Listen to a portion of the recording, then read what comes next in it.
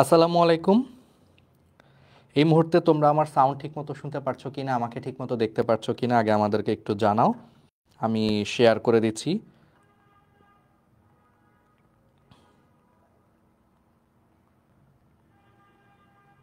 Sound ঠিকমতো আছে কিনা, ঠিকমতো শুনতে পারছো কিনা, দেখতে পারছো কিনা আমাকে একটু কষ্ট করে হচ্ছে জানাও। ওকে,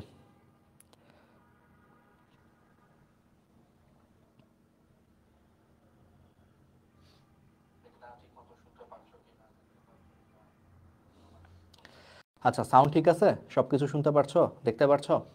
ওকে, তাহলে আজকে আমরা জাহাঙ্গীরনগরের ডি ইউনিটের জন্য জুলজি যা যা লাগবে, বায়োলজি দ্বিতীয় পত্র সব কিছু আমরা হচ্ছে খুব সুন্দর করে শেষ করায় দিব।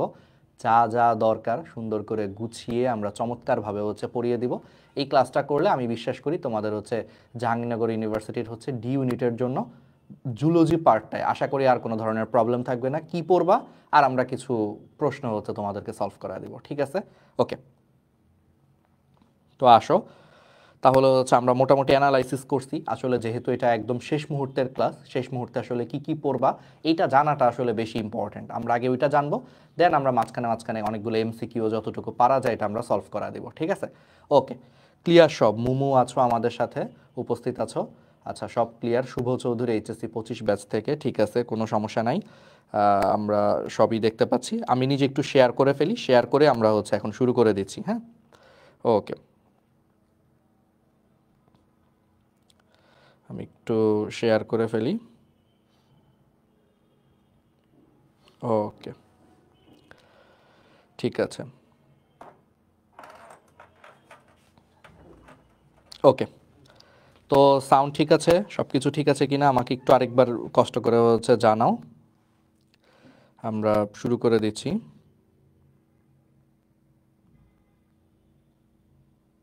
ওকে, ঠিক আছে।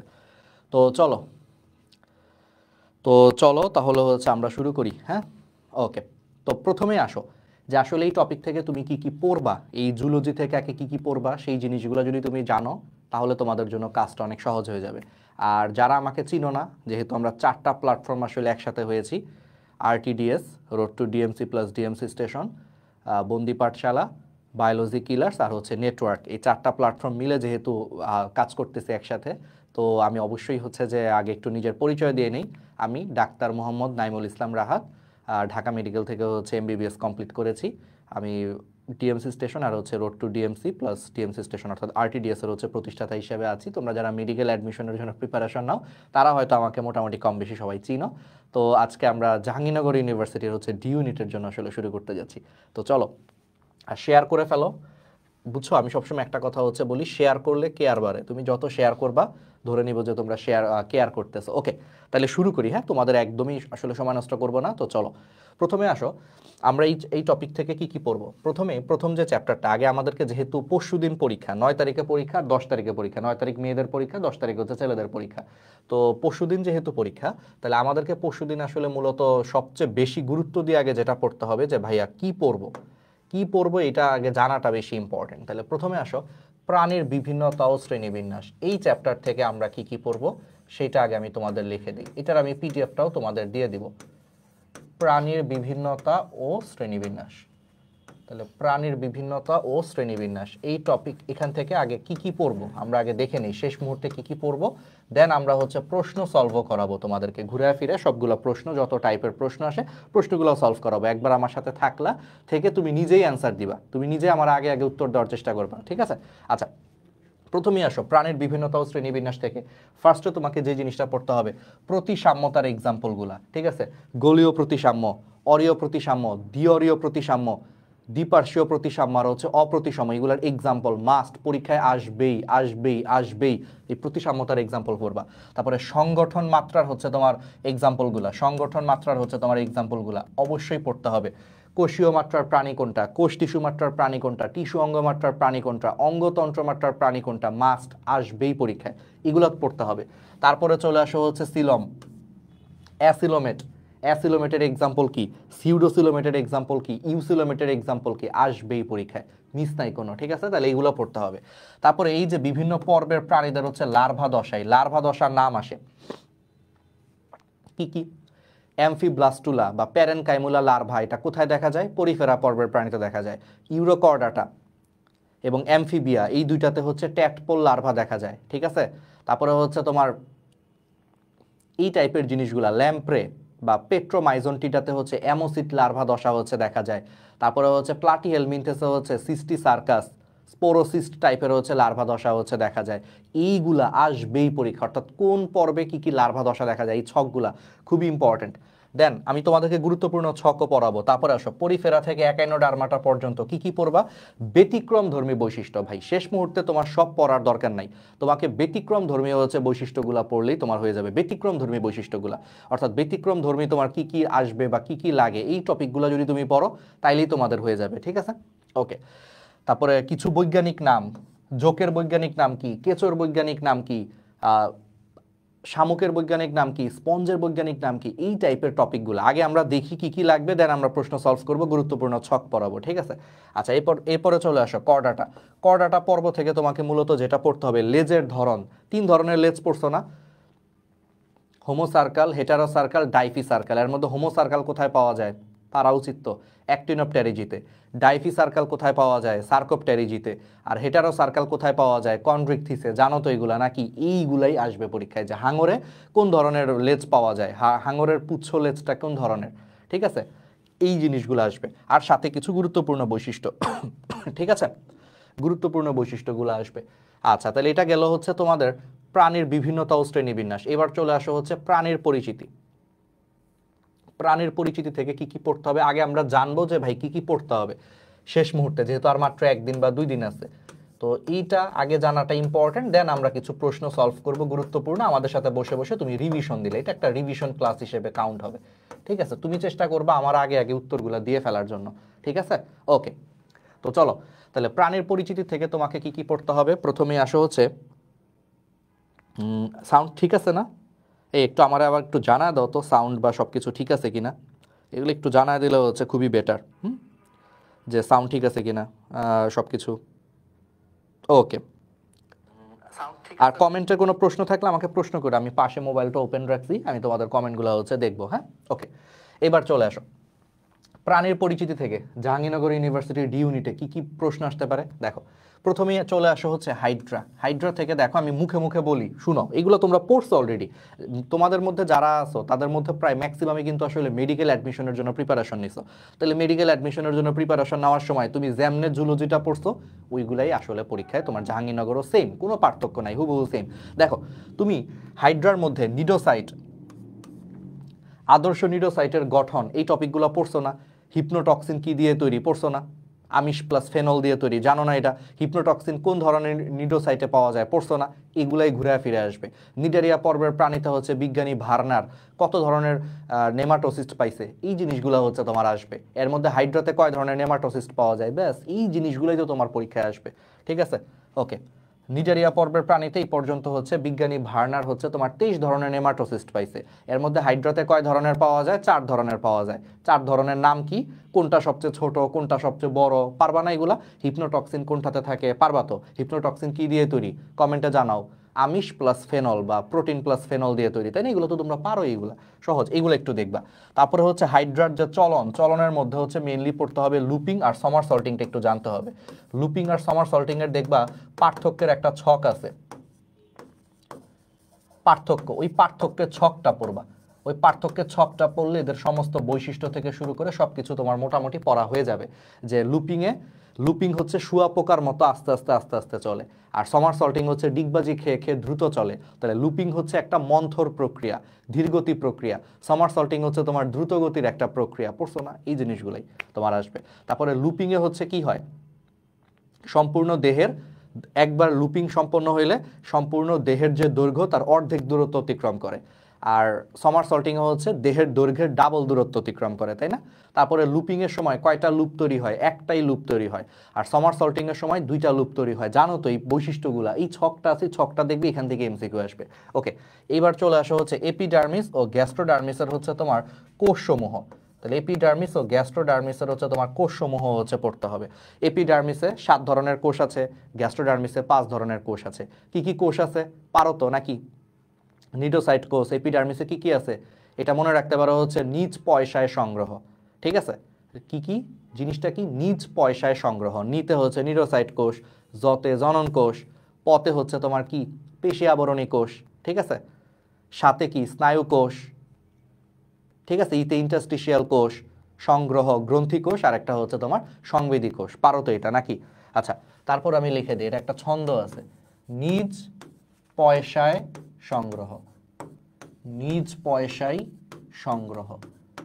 এটা দিয়ে তুমি হাইড্রার এপিডার্মিসের হচ্ছে 7 ধরনের কোষ আছে, সেই 7 ধরনের কোষের নামগুলো মনে রাখতে পারবা। দেখো আমি একটু লিখি, নিতে হচ্ছে নিডোসাইট কোষ। তুমি এগুলো পড়ছো, বাট তোমাদের অনেকের মনে থাকে না। চলো আমরা একটু মনে রাখানোর জন্য ইজি করি।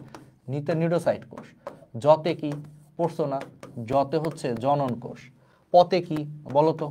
পড়ছো তো? পেশি আবরণী কোষ। পারবা না? আমি জাস্ট খালি নামগুলা লিখতেছি, এটা রিভাইজ দেওয়া, ওয়ান শট মানে কি জাস্ট শেষ মুহূর্তে রিভাইজ দেওয়ার জন্য। পেশি আবরণী কোষ। শতে, এই শতে হচ্ছে স্নায়ু কোষ। পরের ইতে কি বলো? বড় করে নিয়ে আসলাম, ইতে হচ্ছে ইন্টারস্টিশিয়াল কোষ। এটা তো সবাই জানো, এখানে যারা আছো সবাই জানো। ইতে হচ্ছে ইন্টারস্টিশিয়াল, ইতে হচ্ছে ইন্টারস্টিশিয়াল কোষ। এরপরে চলে আসো সংগ্রহ। শতে সংবেদী কোষ। শতে কি? শতে হচ্ছে সংবেদী কোষ,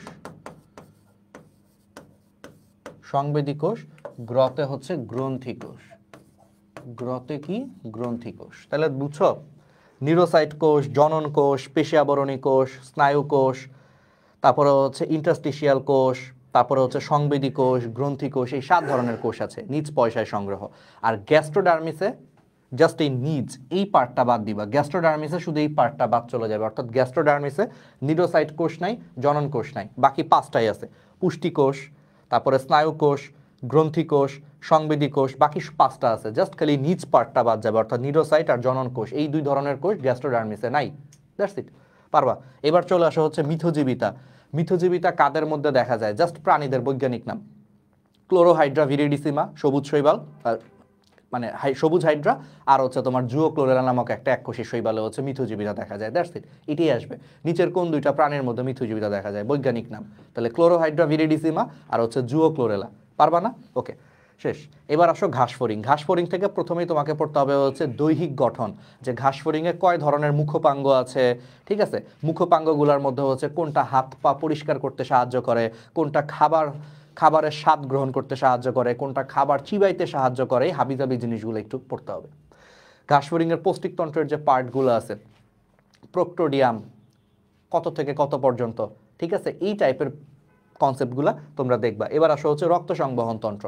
ঘাসফড়িংয়ের রক্ত সংবহন তন্ত্র, হৃৎপিণ্ড কয় প্রকোষ্ঠ বিশিষ্ট, ঠিক আছে, হৃৎপিণ্ডে হচ্ছে কি কি ধরনের হচ্ছে তোমার পেশি আছে, ঠিক আছে, এই টাইপের জিনিসগুলো একটু হালকা পাতলা তোমাকে পড়তে হবে। আর একটা জিনিস মনে রাখবা, পতঙ্গ, ঠিক আছে, পতঙ্গের হৃৎপিণ্ডটা কিন্তু হচ্ছে তোমার নিউরোজেনিক হার্ট, ঠিক আছে, জানো তো এইগুলা নাকি, যে নিউরোজেনিক হার্ট কোনটা আর মায়োজেনিক হার্ট কোনটা। মানুষের হৃৎপিণ্ড হচ্ছে মায়োজেনিক হার্ট, আর ঘাসফড়িংয়ের হৃৎপিণ্ড হচ্ছে নিউরোজেনিক হার্ট টাইপের। এইগুলো একটু আসবে, যে নিচের কোন প্রাণীর হৃৎপিণ্ড হচ্ছে নিউরোজেনিক ধরনের। তাহলে অ্যান্সার হচ্ছে পতঙ্গ, মানে ঘাসফড়িং, তেলাপোকা, এগুলো যদি অপশনে থাকে এগুলো হচ্ছে অ্যান্সার। আর নিচের কোন প্রাণীর হৃৎপিণ্ডটা হচ্ছে মায়োজেনিক হৃৎপিণ্ড, এটা হচ্ছে মানুষের, ঠিক আছে, এগুলো একটু পড়বা। ঘাসফড়িংয়ের দর্শন প্রক্রিয়াটা খুবই ইম্পর্টেন্ট, অ্যাপোজিশন বনাম সুপার পজিশন। মৃদু আলোতে তোমাকে দেখতে গেলে সুপারম্যান হইতে হবে। দেখো আমি কেমনে মনে রাখতাম, দেখো মৃদু আলো মানে কি? আলো কম, তাহলে আলো কম হইলে সেই কম আলোতে তোমাকে দেখতে হচ্ছে সুপারম্যান হইতে হবে, দ্যাট মিনস মৃদু আলোতে হচ্ছে সুপার পজিশন, আর তীব্র আলো বা দিনের বেলা হচ্ছে অ্যাপোজিশন। ব্যাস, ঠিক আছে, পারা যাবে না এই জিনিসগুলো, এটার মধ্যে একটু খালি পার্থক্যগুলো হালকা পাতলা আসবে, শেষ। আর সাথে আর কি আসবে, ওমাটিডিয়ামের গঠনটা একটু পড়বা, র্যাবডোমের মাধ্যমে হচ্ছে আলো সংগৃহীত হয়, রেটিনাল আবরণের কাজ কি, ঠিক আছে, এই জিনিসগুলা, কর্নিয়াজেন কোষগুলা, জাস্ট এগুলো একটু নামটাম দেখবা। ওকে, তাহলে আগে আমরা দেখাচ্ছি কি কি পড়তে হবে, দেন আমরা কিছু এমসিকিউ সলভ করাবো, বাছাইকৃত গুরুত্বপূর্ণ এমসিকিউগুলা। আচ্ছা, এবার আসো রুই মাছ। রুই মাছ থেকে মূলত রুই মাছের ধমনীতন্ত্র এবং শিরাতন্ত্র থেকে প্রশ্ন আসবেই আসবে। রুই মাছ থেকে মোটামুটি এই দুইটা জিনিসে হচ্ছে তোমার আসে। ধমনীতন্ত্র থেকে কি কি প্রশ্ন আসে আমি তোমাকে বলে দিই। কোন ধমনী কোথায় রক্ত সরবরাহ করে, এই প্রশ্নগুলাই আসে। যেমন কডাল ধমনী লেজে রক্ত সরবরাহ করে, রেনাল ধমনী বৃক্কে রক্ত সরবরাহ করে, তারপরে হচ্ছে সিলিয়াকো মেসেন্টারিক ধমনী পৌষ্টিক নালীগুলোতে হচ্ছে রক্ত সরবরাহ করে, প্যারাইটাল ধমনী দেহপ্রাচীরে রক্ত সরবরাহ করে, সাবক্লাভিয়ান হচ্ছে বক্ষ পাকনা বা এইদিকে রক্ত সরবরাহ করে, এই জিনিসগুলো, অর্থাৎ কোন ধমনী কোথায় রক্ত সরবরাহ করে, দ্যাটস ইট। শিরাতন্ত্রের মধ্যে হচ্ছে একটা জিনিস পড়তে হবে, ডাক্টাস কুভিয়েরি, এটা কিসের অংশ, রুই মাছের শিরাতন্ত্রের অংশ। এই ডাক্টাস কুভিয়েরিগুলা যুক্ত হয়ে বলো কি তৈরি করে, এই ডাক্টাস কুভিয়েরিগুলো হচ্ছে তোমার যুক্ত হয়ে সাইনাস ভেনোসাস নামক উপপ্রকোষ্ঠ হচ্ছে তৈরি করে। পারবা না, এই জিনিসগুলো আসে এখান থেকে। পাকনা রশ্মির সংখ্যা, কোন পাকনায় কয়টা পাকনা রশ্মি থাকে, ঠিক আছে, এই জিনিসগুলো হচ্ছে তোমাকে পড়তে হবে। ওকে, তারপরে রুই মাছের বায়ুথলি, বায়ুথলির মধ্যে বায়ুথলির কাজ কি, বায়ুথলির মধ্যে কোন কোন গ্যাস জমা থাকে, এই তো এই হাবিজাবি জিনিসগুলো, সে সহজ, একদম সহজ। এবার চলে আসে হচ্ছে মানব শারীরতত্ত্ব, পরিপাক ও শোষণ। আচ্ছা, পরিপাক ও শোষণ থেকে আসলে কি কি পড়তে হবে, দেখো খুবই সিম্পল। পরিপাক ও শোষণ থেকে তোমাকে মেইনলি পড়তে হবে হচ্ছে পৌষ্টিকতন্ত্রের যে বিভিন্ন অংশের নাম, গলবিল কতটুকু, তোমার হচ্ছে কোনটা কতটুকু দৈর্ঘ্য না দৈর্ঘ্য, আমরা সবগুলার এমসিকিউ সলভ করাবো, বাট আগে একবার করে পড়ায় নিচ্ছে, আগে কি কি পড়বে এটা আগে একটু ইম্পর্টেন্ট জানাটা। তাহলে সবগুলা হচ্ছে তোমার কি পরিপাকতন্ত্রের হচ্ছে বিভিন্ন অংশগুলার হচ্ছে নামগুলা দেখবা। গলবিল কত সেন্টিমিটার, দেখো আমি তোমাকে বলি,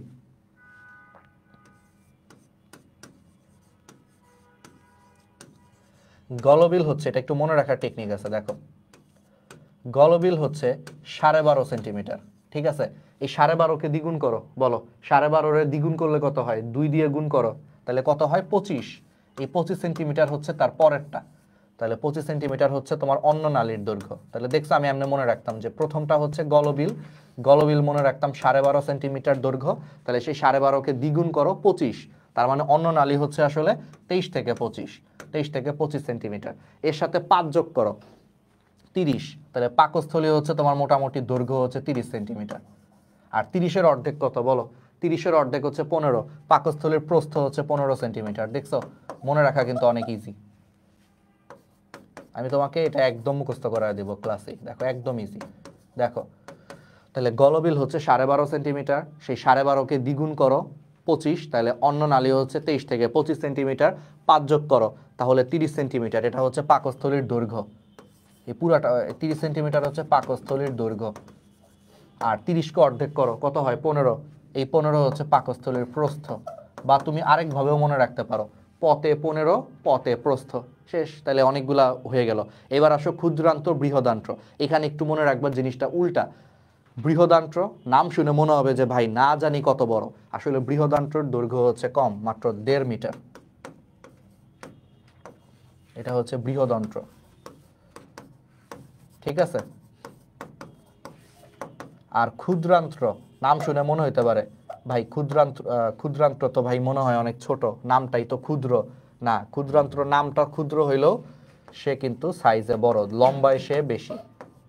ক্ষুদ্রান্ত্র কত, 6 থেকে হচ্ছে 7 মিটার। ভাইয়া বুঝছো, তাহলে মুখস্থ হয়েছে, চলো আরেকবার রিক্যাপ করি। তাহলে প্রথমটা হচ্ছে 12.5 গলবিল, দ্বিগুণ করো 25 সেন্টিমিটার, অর্থাৎ 23 থেকে 25 সেন্টিমিটার হচ্ছে অন্য নালী, 5 যোগ করো 30 সেন্টিমিটার হচ্ছে পাকস্থলীর দৈর্ঘ্য, অর্ধেক করো 30কে অর্ধেক করলে হচ্ছে 15 হচ্ছে পাকস্থলীর প্রস্থ। বৃহদান্ত্র নাম শুনে মনে হবে বড়, বাট আসলে সে ছোট, দৈর্ঘ্যে 1.5 মিটার।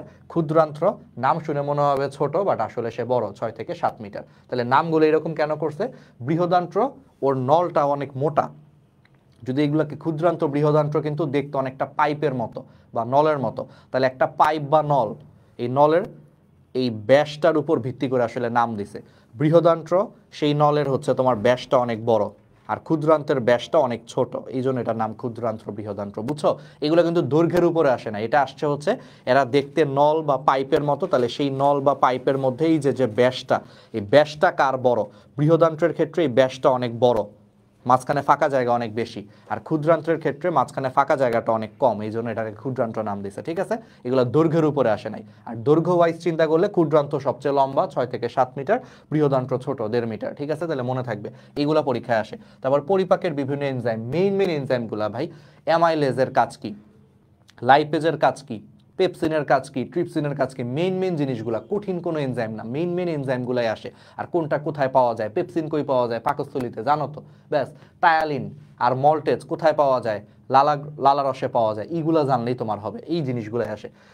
স্নায়ুতন্ত্রের, আচ্ছা, হরমোনের বিভিন্ন টাইপের 2-1টা হরমোন, যে সোমাটোস্ট্যাটিনের কাজ কি, ঠিক আছে, সিক্রেটিনের কাজ কি, 2-1টা হরমোন জাস্ট একবার করে দেখা, একটা ছক আছে, এই তো এইগুলা দেখলেই হবে। তারপরে লিপিড জাতীয় খাদ্য কিভাবে পরিপাক হয়, লিপিড জাতীয় খাদ্য তোমরা তো জানোই যে এগুলো হচ্ছে তোমার কিসের মাধ্যমে, লসিকার মাধ্যমে পরিবহন হয়। এটা মনে রাখার একটা টেকনিক আছে, লতে লিপিড লতে লসিকা। তাহলে লিপিড জাতীয় খাদ্য লসিকার মাধ্যমে শোষিত হয়, আর বাকিগুলা কি হয়, শর্করা এবং আমিষ হচ্ছে তোমার রক্তের মাধ্যমে শোষিত হয়, দ্যাটস ইট। তাহলে লতে লিপিড লতে লসিকা, তাহলে এগুলো লসিকার মাধ্যমে শোষিত হয়, আর শর্করা জাতীয় খাদ্য হচ্ছে তোমার, শর্করা এবং আমিষ জাতীয় খাদ্য রক্তের মাধ্যমে শোষিত হয়। এইরকম বেসিক জিনিসই আসে।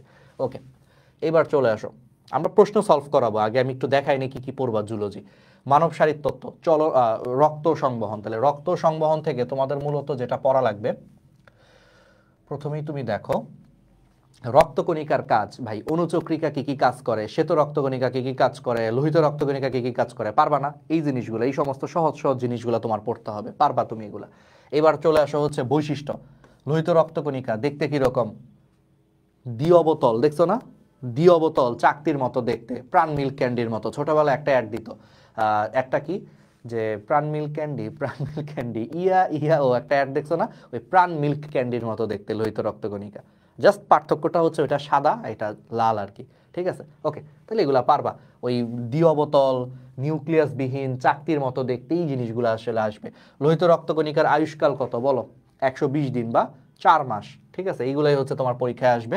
রক্তের বৈশিষ্ট্য, ঠিক আছে, রক্ত কি কি কাজ করে, ক্লটিং ফ্যাক্টর, ক্লটিং ফ্যাক্টরের মধ্যে ভাই প্রথম 4টা মনে রাখতে পারলেই হয়েছে। প্রথম 4টার নাম এটা মনে রাখতে পারলেই হয়েছে, মনে আছে তো নিশ্চয়ই নাকি?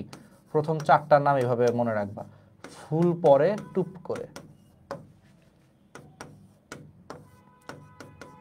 প্রথম 4টা ক্লটিং ফ্যাক্টরের নাম তুমি জাস্ট মনে রাখবা, ফুল পরে টুপ করে।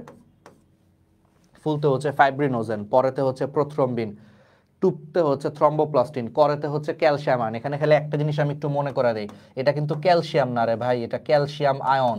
পরীক্ষায় যখন দাগাবি এটা কিন্তু একটু খেয়াল রাখবি, 4 নম্বর ক্লটিং ফ্যাক্টরটা কিন্তু ক্যালসিয়াম না, calcium ion, calcium ion Ca2+, এটা একটু খালি খেয়াল রাখিস, ভুল করে যাতে শুধু ক্যালসিয়াম দাগায় না দিয়ে আসিস।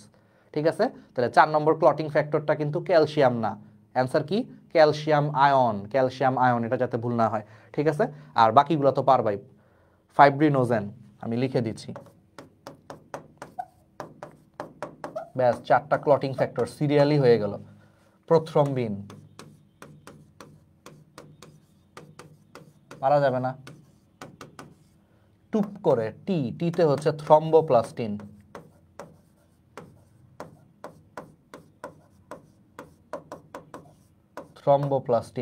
আর ক্যালসিয়াম আয়ন। ঠিক আছে, ব্যাস 4টা ক্লটিং ফ্যাক্টর হয়ে গেল। হৃদচক্র বলো, মানব দেহের হৃদচক্র কতটুকু? এক একটা কার্ডিয়াক সাইকেল বা হৃদচক্র সম্পন্ন হইতে 0.8 সেকেন্ড হচ্ছে সময় লাগে। সিস্টল, অ্যাট্রিয়ামের সিস্টল হইতে তোমার সময় লাগে 0.1 সেকেন্ড, আর ডায়াস্টল হইতে তাহলে বাকি 0.7 সেকেন্ড সময় লাগে। আর ভেন্ট্রিকলের ডায়াস্টল হইতে 0.5 সেকেন্ড সময় লাগে, সিস্টল হইতে 0.3 সেকেন্ড সময় লাগে। এগুলো একটু পড়তে হবে, ঠিক আছে? আচ্ছা, পেসমেকার, প্রাকৃতিক পেসমেকার কোনটা? এসএ নোড, এসএ নোডের ফুল মিনিং কি? এই তো এইগুলাই জানতে হবে। সংরক্ষিত পেসমেকার কোনটা? এভি নোড, এভি নোডকে তোমার বলা হয় সংরক্ষিত পেসমেকার, ঠিক আছে? আর কৃত্রিম পেসমেকার তো জানোই তোমরা, আলাদা করে যেটা অপারেশনের পর যেটা পরিয়ে দেওয়া হয়। রক্ত সংবহন প্রক্রিয়া, মানুষের রক্ত সংবহন প্রক্রিয়াটার নাম কি? দ্বিবর্তনী সংবহন বা দ্বিচক্রী সংবহন। কেন? কারণ মানুষের হৃৎপিণ্ডের মধ্যে 2টা চক্র এক সময়ে মানে একই টাইমে মানুষের হৃৎপিণ্ডের মধ্যে দুইটা চক্র। আমাদের হৃৎপিণ্ডের ডান পাশ দিয়ে কার্বন ডাই অক্সাইড সমৃদ্ধ রক্ত যায়, হৃৎপিণ্ডের বাম পাশ দিয়ে হচ্ছে অক্সিজেন সমৃদ্ধ রক্ত যায়। তাহলে একটা হৃৎপিণ্ড দাবিদার কয়জন? ঠিক আছে, এক হৃৎপিণ্ড দুইজন দাবিদার, তাই না? ব্যাপারটা এরকম হয়ে গেছে যে এক হৃৎপিণ্ড এর অর্ধেক দিয়ে হচ্ছে কার্বন ডাই অক্সাইড সমৃদ্ধ রক্ত যায়, বাকি অর্ধেক দিয়ে হচ্ছে অক্সিজেন সমৃদ্ধ রক্ত যায়। তাহলে হৃৎপিণ্ড একটা, দাবিদার হচ্ছে দুইজন, অর্থাৎ এই জন্য দ্বিবর্তনী সংবহন বা দ্বিচক্রী সংবহন। ঠিক আছে, মজা করে বলছি। ওকে, তারপরে হৃদরোগ সম্পর্কিত হচ্ছে তোমার কিছু কিছু জিনিস বলো। এই যে রাজনীতি, তোমরা যে রাজনীতি দেখতেছো বিএনপি, বলো তো বিএনপি একটা টেস্ট আছে, তোমরা কি জানো? খালি তো বিএনপি শুনলেই তো বুঝবা যে ভাই রাজনৈতিক দলের কথা বলতেছেন না, বিএনপি নামে কিন্তু একটা টেস্ট আছে, বিএনপি টেস্ট। এটা আজমল স্যারের বইয়ে দেখবা ছকের মধ্যে আছে, পরীক্ষা আসতে পারে যে বিএনপি পরীক্ষা কখন করা হয়। তুমি ভাববা কি রে ভাই, বিএনপি তো রাজনৈতিক দলের নাম, এই বিএনপি পরীক্ষা আবার কি? হ্যাঁ, বিএনপি কিন্তু হৃৎপিণ্ডের একটা পরীক্ষা, এটা হার্ট ফেলিয়ারে করা হয়, খুবই গুরুত্বপূর্ণ একটা জিনিস। তাহলে লেখো হার্ট ফেলিয়ার, এটা কিন্তু আজমল স্যারের ছকে কিন্তু আছে। আর আমরা যারা ডাক্তার, আমি তো ঢাকা মেডিকেল থেকে পাশ করছি ডাক্তারি, হ্যাঁ, আমরাও কিন্তু রোগীকে যখন রোগী দেখি তখন কিন্তু এই টেস্টটা দিই। যদি আমরা সন্দেহ করি যে রোগীর হার্ট ফেল হয়েছে, আমরা কিন্তু রোগীকে বিএনপি পরীক্ষা করতে দিই। ঠিক আছে, হার্ট ফেলিয়ারে তাহলে কোন পরীক্ষা করা হয়? বিএনপি পরীক্ষা। ঠিক আছে, ওকে। তো বললাম কেন, কারণ এই যে এখন বিএনপি এই নামটা অনেক বেশি শুনতেছো তোমরা, তাই না? তো এটা একটা পরীক্ষা আছে, এটা একটু বললাম। আচ্ছা, তারপরে ইটিটি ফুল মিনিং কি আসতে পারে, ইসিজি ফুল মিনিং কি আসতে পারে, কোনটা কখন করা হয়, এই টাইপের জিনিসগুলো কিন্তু পরীক্ষায় দিয়ে দিতে পারে। আচ্ছা, এবার চলে আসো হচ্ছে ব্যারো রিসেপ্টর কয় ধরনের আছে এবং কোনটা কোথায় থাকে, নিম্নচাপ ব্যারো রিসেপ্টর কই পাওয়া যায়। ঠিক আছে, এই জিনিসগুলো পরীক্ষায় আসবে, দ্যাটস ইট। পারবা না? সহজ জিনিস। আচ্ছা, এগুলো সব তোমরা মেডিকেল অ্যাডমিশন বা যারা প্রিপারেশন কম বেশি নিছো বা ভার্সিটির জন্য যারা প্রিপারেশন নিছো, এগুলো পড়ার কথা। হ্যাঁ, এবার চলে আসা হচ্ছে শ্বসন ও শ্বাসক্রিয়া। তাহলে শ্বসন ও শ্বাসক্রিয়া থেকে হচ্ছে আসলে কি পড়বা? দেখো, প্রথম কথা হচ্ছে শ্বসনতন্ত্রের হচ্ছে তোমার বিভিন্ন অংশের নাম। শ্বসনতন্ত্রের বিভিন্ন অংশ, ভেস্টিবিউল, নাকের ছিদ্র, তারপরে হচ্ছে ভেস্টিবিউল, মানে সম্মুখ নাসারন্ধ্র, ভেস্টিবিউল, পশ্চাৎ নাসারন্ধ্র, নাসা গলবিল মাঝখানে। ঠিক আছে, এই জিনিসগুলো হচ্ছে তোমরা পড়ছো, নাসা গলবিল, তারপরে হচ্ছে মুখ গলবিল থেকে হচ্ছে তোমার সামনের দিক দিয়ে, বুঝতেই পারতেছো তোমরা। ঠিক আছে, ট্রাকিয়ার পিছন দিক থেকে হচ্ছে তোমার অন্ননালী হচ্ছে তোমার চলে গেছে। ঠিক আছে, এইগুলো তো তোমরা জানোই, এই টাইপের নামগুলো একটু পড়তে হবে। আর ফুসফুস অ্যালভিওলাসের হচ্ছে তোমার ভিতরের বিভিন্ন জিনিসপত্রগুলো, যে সারফেক্টেন্ট কত সপ্তাহ বয়সে প্রথম সারফেক্টেন্ট ক্ষরণ শুরু হয়, 23 সপ্তাহ বয়সে। ঠিক আছে, তারপরে হচ্ছে তোমার কি বলে, তারপরে অ্যালভিওলাস, ফুসফুসের গঠন এবং কার্যকরী এককের নাম কি? অ্যালভিওলাস। ফুসফুসে কয়টা অ্যালভিওলাস পাওয়া যায়, এগুলো হচ্ছে পরীক্ষায় আসে। ঠিক আছে, ব্রঙ্কাস, ডান ফুসফুসের লোব কয়টা, বাম ফুসফুসের লোব কয়টা, কয়টা লোবিউল আছে, হাবিজাবি, এই টাইপের জিনিসগুলো আসে। তোমরা তো এগুলো পড়ে ফেলছো, তাই না? আচ্ছা, এবার চলে আসো গ্যাসীয় পরিবহনে। গ্যাসীয় পরিবহন থেকে কি পড়বা? গ্যাসীয় পরিবহন থেকে হচ্ছে পড়বা হলো কি, যে ওই যে বিভিন্ন চাপগুলো আছে না, ব্লাডের যে বিভিন্ন চাপগুলো আছে না, অক্সিজেনের অ্যালভিওলাসে হচ্ছে অক্সিজেনের চাপ কত, রক্তের মধ্যে অক্সিজেনের চাপ কত। ঠিক আছে, বুঝতে পারতেছো? কার্বন ডাই অক্সাইডের হচ্ছে তোমার চাপ কত থাকে, এই চাপগুলো হচ্ছে পড়বা। আচ্ছা, আর সাথে কি পড়বা? আর সাথে হচ্ছে তুমি পড়বা হচ্ছে এই চাপগুলা পড়ার পাশাপাশি তুমি হচ্ছে পার্সেন্টেজগুলা পড়বা, যে কত পার্সেন্ট অক্সিজেন অক্সিহিমোগ্লোবিন আকারে পরিবহন হয়, ভৌত দ্রবণ রূপে কতটুকু অক্সিজেন পরিবহন হয়। ঠিক আছে, তারপর কার্বন ডাই অক্সাইডের বাইকার্বনেট হিসেবে কত পার্সেন্ট পরিবহন হয়, কার্বামিনো যৌগ রূপে কত পার্সেন্ট পরিবহন হয়, এই পার্সেন্টেজগুলো হচ্ছে তোমরা পড়বা।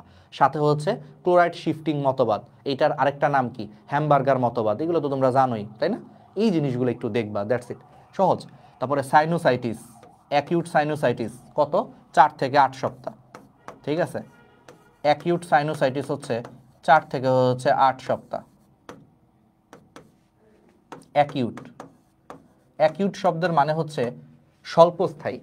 তুমি যদি একদম মানে বেসিকলি যদি চিন্তা করো, অ্যাকিউট শব্দের মানে হচ্ছে স্বল্পস্থায়ী, মানে স্বল্পস্থায়ী, এটা স্বল্পস্থায়ী অর্থাৎ 4 থেকে 8 সপ্তাহ। আর ক্রনিক শব্দের মানে হচ্ছে দীর্ঘ সময়। ক্রনিক আসে যে ক্রনিকটা কতক্ষণ, অ্যাকিউটটা কতক্ষণ। ক্রনিক শব্দের মানে হচ্ছে দীর্ঘস্থায়ী। তাহলে দীর্ঘস্থায়ী মানে কি? এটা মাসের পর মাস থাকবে, তাই না? দীর্ঘস্থায়ী মানে কি? মাসের পর মাস। তার মানে এটা হচ্ছে তোমার গ্রেটার দেন হচ্ছে 2 মাস। তাহলে 2 মাসেরও বেশি থাকবে এই লক্ষণটা। তাহলে বুঝছো, অ্যাকিউট মানে স্বল্পস্থায়ী, স্বল্পস্থায়ী মানে 4 থেকে 8 সপ্তাহের মধ্যে রোগী ভালো হয়ে যাবে। আর ক্রনিক শব্দের মানে হচ্ছে দীর্ঘস্থায়ী, এখানে একটা বড় প্রবলেম। এই জন্য এটা 2 মাসেরও বেশি সময় ধরে, অনেক দিন ধরে হচ্ছে থাকবে, মাসের পর মাস থাকবে। ঠিক আছে, ওটাইটিস মিডিয়ার কি কি লক্ষণ দেখা যায় বাচ্চাদের ক্ষেত্রে, কি কি ওষুধ দিবা, এই তো এই দ্যাটস ইট, এগুলো বইয়ে আছে, বোল্ড করা আছে, একটু দেখছো। আর যারা মেডিকেল অ্যাডমিশনের প্রিপারেশন নিছো বা যে কোনো ভার্সিটির প্রিপারেশনই নাও, এগুলো তোমরা পড়ছো। এবার আসো একদম সহজ, মানব শারীরতত্ত্ব, চলন অঙ্গ চালনা। এখান থেকে কি পড়বা? একদম ইজি। কি কি পড়বা দেখো, অস্থির দেখবে একটা ছক আছে, হাড্ডি গুড্ডির দেখবে একটা ছক আছে। মানব দেহের 206টা অস্থি থাকে, সেই 206টা অস্থি নিয়ে দেখবে একটা ছক আছে। মুখমণ্ডলীয় অস্থি হচ্ছে তোমার 14টা, করটিকা শুধুমাত্র মাথার চান্দি আর কি, যেটা করটিকা বলি, করটিকার অস্থি হচ্ছে 8টা। ঠিক আছে, কানের অস্থি এই পাশে 3টা, এই পাশে 3টা, তাহলে 6টা, হাইওয়ার্ড একটা, তাহলে সব মিলে করটি বা পুরা মাথার খুলিতে অস্থি আছে 29টা। এই হিসাবগুলো পড়তে হবে, আর কোনটা কয়টা আছে, দ্যাটস ইট। তারপরে হচ্ছে বক্ষপিঞ্জর, মাঝখানে স্টারনাম, দুই পাশে 12টা 12টা করে হচ্ছে 24টা হচ্ছে বুকের খাঁচা আছে, 25টা হাড্ডি থাকে। তারপরে হচ্ছে তোমার কি ক্লেভিকল কয়টা থাকে, স্ক্যাপুলা কয়টা থাকে। ঠিক আছে, ক্লেভিকল কয়টা, স্ক্যাপুলা কয়টা। তারপরে হচ্ছে তোমার শ্রোণী অস্থি চক্রে হচ্ছে তোমার হিপবোন কয়টা থাকে, প্রত্যেকটা হিপবোন কি কি দিয়ে তৈরি, এই জিনিসগুলো আসবে। ইলিয়াম, ইস্চিয়াম, পিউবিস দিয়ে তৈরি। তারপরে হচ্ছে হাতে পায়ের হাড্ডি কয়টা, এগুলো তো জানোই তোমরা, হিউমেরাস, রেডিয়াস আলনা। ঠিক আছে, তারপর কার্পাল হচ্ছে 8টা, মেটা কার্পাল 5টা, ফ্যালাঞ্জাস হচ্ছে 14টা। হিসাবগুলা জাস্ট এই হিসাব, একটা ছক আছে দেখবা, ওই ছকটা থেকেই পড়লেই হবে। অস্থির নাম, সংখ্যা, ওই ছকটা পড়লেই হয়ে যাবে, 5 স্টার। আর একটা হচ্ছে তরুণাস্থির প্রকারভেদের থেকে এক্সাম্পল আসে। তরুণাস্থির প্রকারভেদ, যে পিত্তন্তুময়, ঠিক আছে, স্থিতিস্থাপক বা পিত্তন্তুময় তরুণাস্থির এক্সাম্পল, ওই যে ট্রিপল ই দিয়ে আমরা মনে রাখতাম, ই ট্রিপল ই, ইউস্টেশিয়ান নালী, এক্সটার্নাল এয়ার বা বহিকর্ণ, এপিগ্লটিস। তাহলে এপিগ্লটিস, বহিকর্ণ আর ইউস্টেশিয়ান নালী, ট্রিপল ই, একটা ছন্দ আছে। ঠিক আছে, আমি তোমাকে একটু বলে দিই, ই ই ই, ঠিক আছে, ইউস্টেশিয়ান নালী। দেখো আমি তোমাকে আগে বলে দিচ্ছি ভাই তুমি কি পড়বা, দেন আমরা সলভও করব, গুরুত্বপূর্ণ কিছু এমসিকিউ সলভ করবে। এটা জাস্ট প্র্যাকটিস, আমার সাথে সাথে প্র্যাকটিস করবা। তোমরা চেষ্টা করবা আমি সলভ করার আগেই অ্যান্সার কমেন্টে বলে দিবা ভাই এটার অ্যান্সার এত। প্র্যাকটিস, কারণ 2 দিন পরে পরীক্ষা, এখন তো এগুলো তোমরা পারোই। তাহলে এটা হচ্ছে ইতে হচ্ছে ইউস্টেশিয়ান টিউব, বা বাংলায় আমরা বলি হচ্ছে ইউস্টেশিয়ান নালী। এই ইতে হচ্ছে এক্সটার্নাল এয়ার, এই ইতে হচ্ছে এক্সটার্নাল এয়ার বা বহিকর্ণ, বাংলাতে যদি আমরা বলি বহিকর্ণ। এক্সাম্পলগুলো দেখবা আছে, আজমল স্যারের বইয়ে খুব সুন্দর করে দেওয়া আছে। আর লাস্টের ইতে হচ্ছে তোমার এপিগ্লটিস,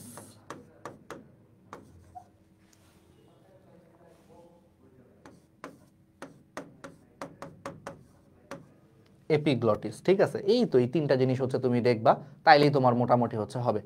ঠিক আছে, অস্থিসন্ধি, ওই জয়েন্টের কিছু এক্সাম্পল আছে। ঠিক আছে, সাইনোভিয়াল জয়েন্ট কোথায় পাওয়া যায়, বল and socket type of synovial joint কোথায় পাওয়া যায়। ঠিক আছে, গমফোসিস জয়েন্ট কোথায় পাওয়া যায়। ঠিক আছে, সুচার কোথায় পাওয়া যায়, সুচার হচ্ছে এই যে মাথার চান্দির যে জয়েন্টগুলো, সুচার। গমফোসিস হচ্ছে দাঁতের দাঁতের মধ্যে পাওয়া যায় gomphosis. Ball and socket type of synovial joint, মানে সাইনোভিয়াল জয়েন্ট কোথায় পাওয়া যায়, এই যে আমাদের কাঁধে, কাঁধে আর হচ্ছে ওই যে পাটা যেখানে শরীরের সাথে যুক্ত, এইগুলোতে পাওয়া যায়। এক্সাম্পলগুলো বইয়ে আছে এগুলো, হ্যাঁ। ঐচ্ছিক পেশি, ঐচ্ছিক পেশির মধ্যে ওই যে অ্যাডাক্টর পেশি কোনটা, কোনটা অ্যাবডাক্টর পেশির এক্সাম্পল কোনটা, ঠিক আছে, রোটেটর পেশির এক্সাম্পল কোনটা, এই জিনিসগুলো আর কি আসে। তারপরে হচ্ছে তোমার ওই যে ফ্লেক্সর পেশির এক্সাম্পল কোনটা, এক্সটেনশর পেশির এক্সাম্পল কোনটা। ঠিক আছে, এই জিনিসগুলো হচ্ছে আসবে, দ্যাটস ইট, এগুলো তোমরা পারো। তারপরে হচ্ছে হৃৎপেশি, হৃৎপেশিতে এখান থেকে একটা খুব বিখ্যাত একটা প্রশ্ন আসে, ইন্টারক্যালেটেড ডিস্ক কোন ধরনের পেশিতে পাওয়া যায়, হৃৎপেশিতে পাওয়া যায়, এটা তো তোমরা জানোই। ওকে, তারপরে মসৃণ পেশি, ঐচ্ছিক পেশি, অনৈচ্ছিক পেশি, হৃৎপেশি, এগুলোর মধ্যে পার্থক্যগুলো ছোটবেলায় 8, 9, 10 ওইগুলো পড়ছে, এই জিনিসগুলো আসবে। ঠিক আছে, এরপরে চলে আসা হচ্ছে মূলত শর্ট সিলেবাসটাই আমরা ভালো মতো পড়বো। এরপরে চলে আসা হচ্ছে জিনতত্ত্ব ও বিবর্তন। আচ্ছা, জিনতত্ত্বে যে বিভিন্ন টার্মগুলো ব্যবহৃত হয়েছে, ফিনোটাইপ কি, জিনোটাইপ কি, এই টার্মগুলো হচ্ছে একটু ভালো মতো দেখবা। মেন্ডেলের সূত্রের যে অনুপাতগুলা 3:1,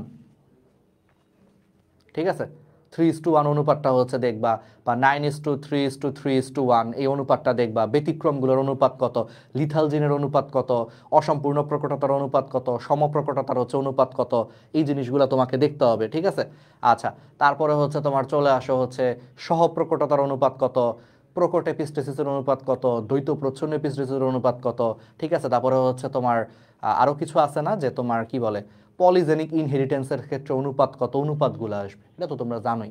আচ্ছা, তারপরে হচ্ছে ব্লাড গ্রুপিং, সার্বজনীন দাতা কোনটা, সার্বজনীন গ্রহিতা কোনটা, এবি গ্রুপটা, দাতা হচ্ছে ও গ্রুপ, ঠিক আছে। কে কাকে রক্ত দিতে পারবে, এই একটা ছোট্ট একটা জিনিস আছে বেসিকগুলা, এগুলো একটু একটু দেখবা। সমসংস্থ এবং সমবৃত্তীয় অঙ্গ এক্সাম্পল দেখবা। তারপরে হচ্ছে তোমার আর্কিওপটেরিক্সকে হচ্ছে তোমার কি বলা হয়, পাখি এবং সরীসৃপের মাঝখানে যোগসূত্র হিসেবে ধরা হয়।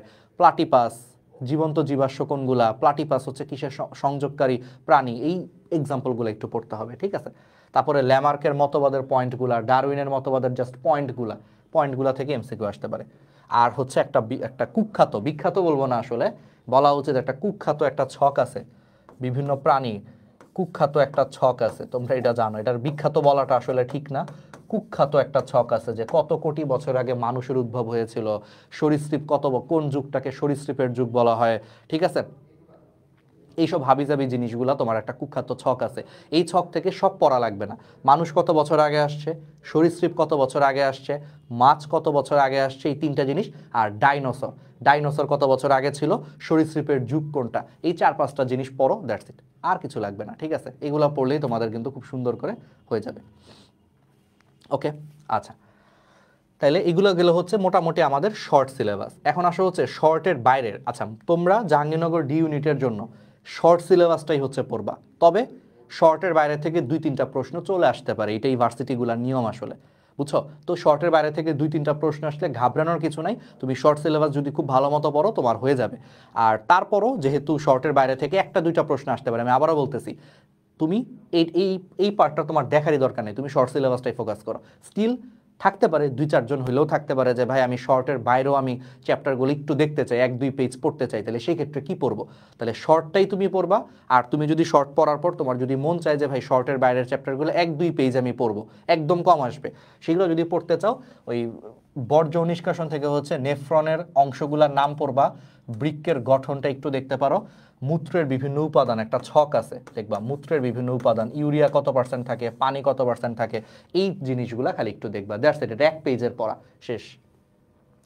আর এডিএইচ হরমোন কি করে এটা একটু পড়বা, একটা হরমোনের কাজ এখান থেকে লাগবে, তাহলে একটা হরমোনের কাজ পড়লা, ওই মূত্রের বিভিন্ন উপাদান এবং এটা কোনটা কত পার্সেন্ট থাকে ওই ছকটা দেখলা, নেফ্রনের হচ্ছে জাস্ট দেখলা, 1 পেজ পড়া, বেশি না।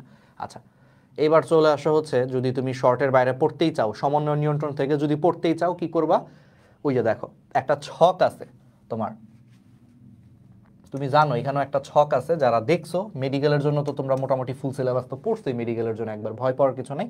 সেখানে দেখবা যে করোটিক স্নায়ুর একটা ছক আছে, এই করোটিক স্নায়ুর ছক থেকে একটা প্রশ্ন দিয়ে দিতেই পারে, ঠিক আছে।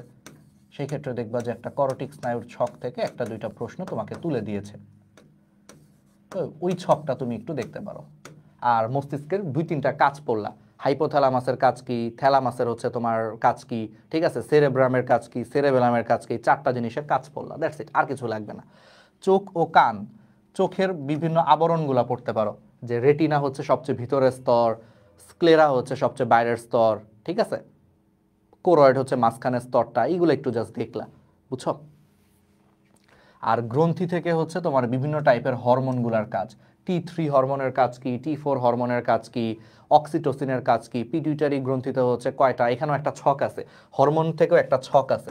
তাহলে এই চ্যাপ্টার থেকে আসলে তুমি পড়তে চাইলে আমি তোমারে বলবো হরমোনের ছকটা পড়ো, করোটিক স্নায়ুর ছকটা পড়ো, চোখ কান থেকে হচ্ছে চোখের বিভিন্ন মানে মানে চোখের বিভিন্ন অংশগুলো একটু দেখতে পারো, আর হচ্ছে তোমার হাইপোথ্যালামাস, থ্যালামাস, সেরেব্রাম, সেরেবেলামের কাজগুলো দেখো, দ্যাটস ইট।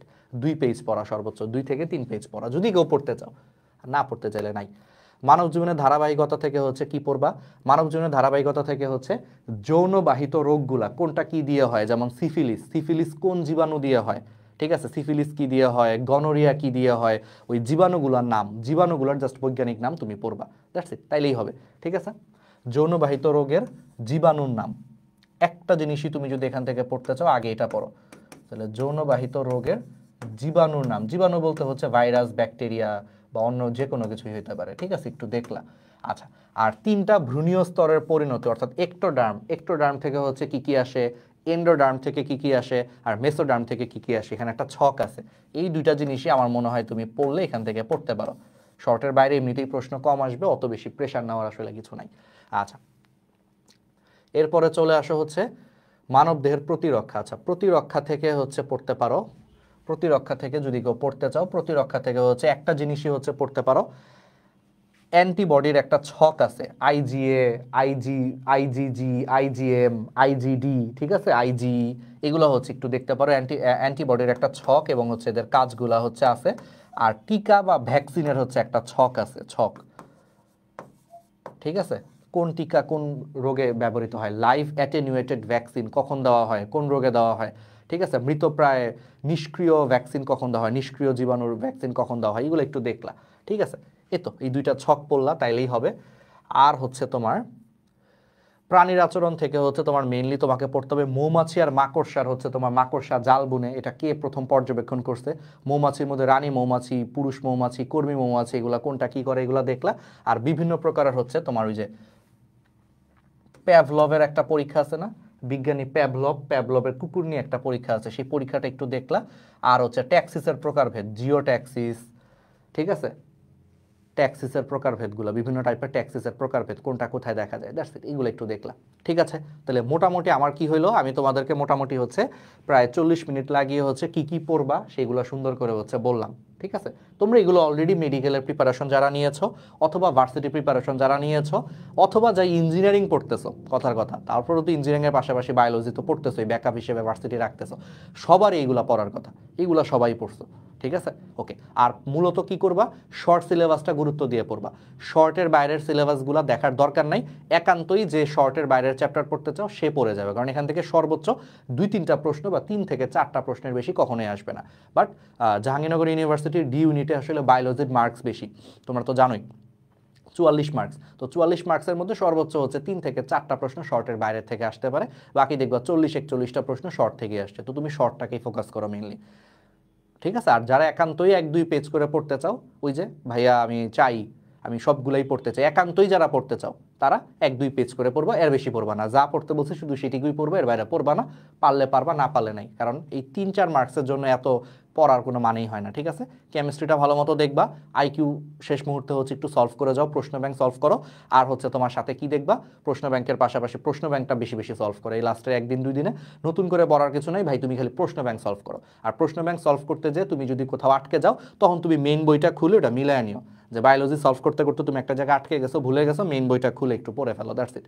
তুমি কেমিস্ট্রি সলভ করতে যে, প্রশ্ন ব্যাংক সলভ করতে যে একটা জায়গায় আটকে গেছো, মেইন বইটা খুলে এই টপিকটা আবার একটু পড়ো, দেন আবার তুমি প্রশ্ন ব্যাংক সলভে চলে যাও, এটাই তোমাকে সবচেয়ে বেশি কাজে দিবে লাস্ট মোমেন্টে। আইকিউর জন্য সেম, আইকিউর জন্য তার কোনো বই নাই, প্রশ্ন ব্যাংকে তুমি সলভ করতে থাকো, যত টাইপের আইকিউ সলভ করবা। আমার একটা ক্লাস আছে ডিএমসি স্টেশন ইউটিউব চ্যানেলে, ঠিক আছে, আইকিউর একটা ক্লাস আছে, ওই ক্লাসটা দেখতে পারো, তাহলে আইকিউ নিয়ে আসলে দুশ্চিন্তা ইনশাল্লাহ একদম দূর হয়ে যাবে। এখানে মোটামুটি 4টা টাইপের আইকিউ আসে জাহাঙ্গীরনগরে মূলত, সেখান থেকে তুমি একটা আইকিউ এর ক্লাসটা দেখে নিতে পারো, এটা ইউটিউব চ্যানেলে গেলেই তুমি পাবা, ডিএমসি স্টেশন, এটা হচ্ছে ইউটিউব চ্যানেলের নাম, তুমি সার্চ দিলেই পাবা, দেন ওইখানে যেয়ে তুমি দেখলা, ওকে, ঠিক আছে, ওকে। তাহলে আসো, এবার আমরা তো অনেক কিছুই বলছি, তাহলে চলো আমরা একটু এমসিকিউ সলভ করি, শেষ মুহূর্ত, জাস্ট রিভিশন, একবার করে দেখানো, কনফিডেন্স বুস্ট করবে এগুলো, তোমাকে কনফিডেন্স দেওয়ার জন্য আসলে দেখাচ্ছি। চলো তাহলে প্রাণীর বিভিন্নতা ও শ্রেণীবিন্যাস থেকে দেখি, তাহলে আমরা এমসিকিউ জাস্ট কনফিডেন্স দেওয়ার জন্য, প্রশ্ন ব্যাংক থেকে, ঠিক আছে। যে পরিপাকতন্ত্রের হচ্ছে তোমার সংগঠন ক্রমমাত্রা কোনটা, দেখো নামের মধ্যেই, দেখো এগুলা যদি তুমি একটু সলভ করতে যাও, দেখো নামের মধ্যেই, আমি তোমাকে একটু দেখাই, দেখো নামের মধ্যেই কি আছে, নামের মধ্যেই হচ্ছে তোমার তন্ত্র আছে, তাহলে পরিপাকতন্ত্র, নামের মধ্যে যদি তন্ত্র থাকে বলো, তাহলে এটা কোন মাত্রায় দেখা যাবে, অঙ্গতন্ত্র মাত্রায়, বুঝতেই পারতেছো, সঠিক অ্যান্সার হচ্ছে অঙ্গতন্ত্র, নামের মধ্যেই তন্ত্র আছে, পরিপাকতন্ত্র, তাহলে এটা অবশ্যই কোথায় পাওয়া যায়, অঙ্গতন্ত্র মাত্রার প্রাণীতেই একমাত্র পরিপাকতন্ত্র দেখা যায়, তন্ত্র সবসময় অঙ্গতন্ত্রতেই পাওয়া যাবে, বুঝতেই পারছো। এটা প্রশ্ন দেখছো কত সহজ সহজ প্রশ্ন। অরীয় প্রতিসাম্যতার উদাহরণ 9 কোনটা, ঠিক আছে, অরীয় প্রতিসাম্যতা, এটার এক্সাম্পল মনে রাখবা, আমি তোমাদের বলে দেই, অরীয় প্রতিসাম্যতার যে এক্সাম্পলগুলা, ঠিক আছে, সেটার এক্সাম্পল হচ্ছে এইভাবে মনে রাখতে পারো, স্থির জলে হাইড্রা, তাহলে এটার এক্সাম্পলটা কিভাবে মনে রাখবা, স্থির জলে হাইড্রা, ঠিক আছে। সিতে কি ভাই? সিতে হচ্ছে সি অ্যানিমন, সিতে হচ্ছে সি অ্যানিমন, তাহলে সিতে হচ্ছে সি অ্যানিমন। জলেতে হচ্ছে জেলিফিশ। ছোটবেলায় ভাবতাম জেলিফিশ মনে হয় জেলির মতো খাইতে, বুঝছো? আমি যখন অনেক ছোট ছিলাম, যখন জীবনে প্রথম জেলিফিশের নাম শুনছি, আমি ভাবছি এই জিনিসটা খাইতে মনে হয় জেলির মতো, জেলির মতো মজা। ঠিক আছে, জেলির মতো মজা, ওই যে অরেঞ্জ জেলির মতো খাইতে মজা এবং জেলির মতো আর কি, এই জন্য এটার নাম মনে হয় জেলিফিশ, আমি যখন প্রথম ছোটবেলায় দেখছি। ঠিক আছে। আর হাইড্রা, হাইড্রা তো হাইড্রাই, তাহলে সির জলে hydra, sea anemone, hydra, jellyfish, এই তিনটা হচ্ছে অরীয় প্রতিসাম্যের এক্সাম্পল। তো প্রশ্নে বলছে উদাহরণ 9 কোনটি? 9, তাহলে এই তিনটা বাদে দেখো।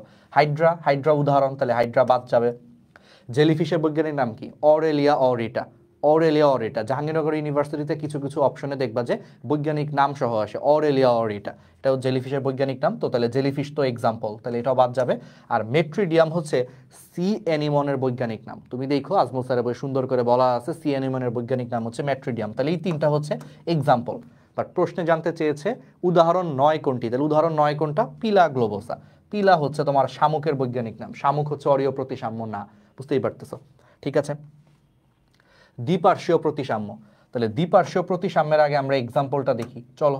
দ্বিপার্শ্বীয় প্রতিসাম্যের এক্সাম্পল মনে রাখবে এইভাবে, দুটি মানুষ ব্যাঙ ও প্রজাপতি খায়। তাহলে দ্বিপার্শ্বীয় প্রতিসাম্যের এক্সাম্পলটা তুমি এভাবে মনে রাখবা যে দুটি মানুষ ব্যাঙ ও প্রজাপতি খায়। মনে করে এরা হচ্ছে বেয়ার গ্রিলসের ছোট ভাই। ঠিক আছে, মনে করো যে বেয়ার গ্রিলসের হচ্ছে তোমার ছোট ভাই। ঠিক আছে, তাহলে বেয়ার গ্রিলসের ছোট ভাই, তাহলে বেয়ার গ্রিলসের ছোট ভাই কি করবে? বেয়ার গ্রিলসের মতোই হয়েছে। বেয়ার গ্রিলসকে তো চিনো নাকি? ওই যে বনে বাদারে সাপ বিচ্ছু ব্যাং খাইতো খালি একটা লোক, মনে আছে? যে একটা টিভি শোতে আগে দেখতা তোমরা, বেয়ার গ্রিলস। তো বেয়ার গ্রিলসের মনে করো ছোট ভাই, এই জন্য সেও ব্যাং ও প্রজাপতি খায়। তাহলে দুটিতে হচ্ছে তুমি মনে রাখবা দ্বিপার্শ্বীয় প্রতিসাম্য। ঠিক আছে, মানুষ, ব্যাং, প্রজাপতি, তাহলে মানুষ, ব্যাং, প্রজাপতি, এগুলো হচ্ছে তোমার উদাহরণ। ঠিক আছে, এগুলো হচ্ছে তোমার উদাহরণ আর কি। ঠিক আছে, তাহলে উদাহরণ 9 কোনটা? তাহলে উদাহরণ 9 বলছে, তাহলে হচ্ছে ক্লিওনা সেলাটা, এটা হচ্ছে স্পঞ্জের বৈজ্ঞানিক নাম। স্পঞ্জের বৈজ্ঞানিক নাম, জাহাঙ্গীরনগর ইউনিভার্সিটির ডি ইউনিটে কিছু বৈজ্ঞানিক নাম আসে পরিচিত প্রাণী। হোমো তো বুঝতেই পারতেছো, হোমো স্যাপিয়েন্স মানে মানুষের বৈজ্ঞানিক নাম, তাহলে মানুষ। পিয়েরিস ব্রাসিকা, এটা হচ্ছে তোমার প্রজাপতির বৈজ্ঞানিক নাম। ব্যাঙের বৈজ্ঞানিক নাম অনেক আছে, বুফো মেলানোস্টিকটাস, বুফো মেলানোস্টিকটাস হচ্ছে কোনো ব্যাঙের বৈজ্ঞানিক নাম। যাই হোক, এটাও এক ধরনের বৈজ্ঞানিক নাম, ব্যাঙের বৈজ্ঞানিক নাম। তাহলে এই তিনটা হচ্ছে অপশন, বাট বলছে উদাহরণ 9 কোনটি, মানে এই তিনটা এক্সাম্পল। তাহলে এক্সাম্পল 9 হচ্ছে ক্লিওনা সেলাটা, এটা হচ্ছে স্পঞ্জের বৈজ্ঞানিক নাম। স্পঞ্জ কিন্তু দ্বিপার্শ্বীয় প্রতিসাম্য না। ঠিক আছে, এই তো, তার মানে প্রতিসাম্যতা হচ্ছে পড়তে হবে। এবার আসো, নিডারিয়া পর্বের প্রাণীতে সংগঠন ক্রমমাত্রা কোনটি? একদম ইজি, দেখো সংগঠন ক্রমমাত্রা আজকের ক্লাসে তোমার ডান হয়ে যাবে। লেখো, প্রথমে তুমি পাবা হচ্ছে প্রাণীর মধ্যে তুমি পাবা হচ্ছে কোষ, কিছু কোষ মিলে তৈরি করবে হচ্ছে টিস্যু, কিছু টিস্যু মিলে তৈরি করবে হচ্ছে অঙ্গ, আর অঙ্গ মিলে তৈরি হয় তন্ত্র। তাহলে বুঝছো যে কোষ পাবা, অনেকগুলা কোষ মিলে সুনির্দিষ্ট কাজ করলে সেটাকে বলা হয় টিস্যু, অনেকগুলো টিস্যু মিলে সুনির্দিষ্ট কাজ করলে এটাকে বলা হয় অঙ্গ, অনেকগুলো অঙ্গ মিলে তৈরি করে একটা তন্ত্র।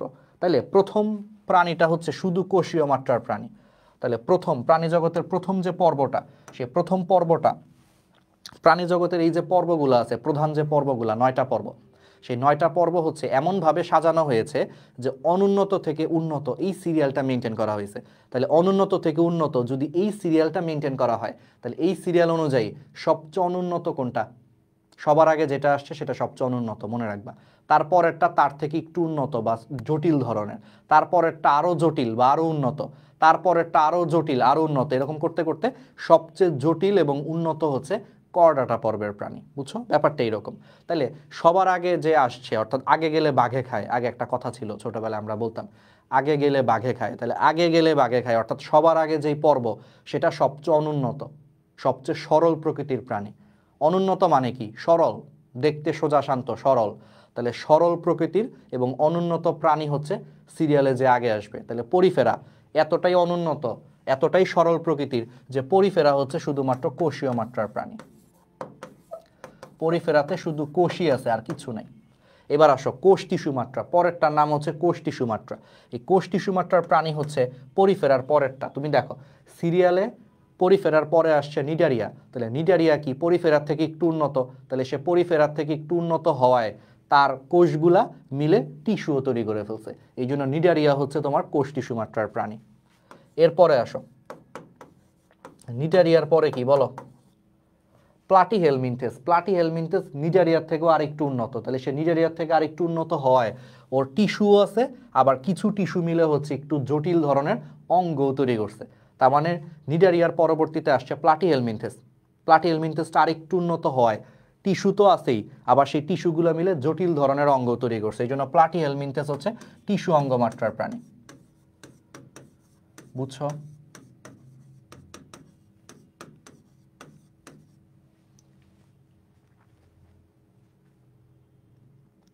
তাহলে পারা যাবে? ঠিক আছে, এরপরের যা আছে এরপরের সবগুলা হচ্ছে তোমার অঙ্গতন্ত্র মাত্রার প্রাণী, এরপরে সিরিয়ালে বাকি যা আছে, ঠিক আছে, বাকিগুলো সবই হচ্ছে অঙ্গতন্ত্র মাত্রার হচ্ছে তোমার প্রাণী। That's it. তাহলে সহজ। তাহলে এবার বলো, তাহলে নিডারিয়া পর্বের প্রাণীতে কি দেখা যায়? 2 নম্বরটা, তাহলে কোষ টিস্যু মাত্রার প্রাণী। শেষ। এখন যেটাই আসুক তুমি পারবা। ওকে, বুঝছো? কোন পর্বের প্রাণীরা অ্যাসিলোমেট নয়? আচ্ছা, অ্যাসিলোমেট নয় বলছে।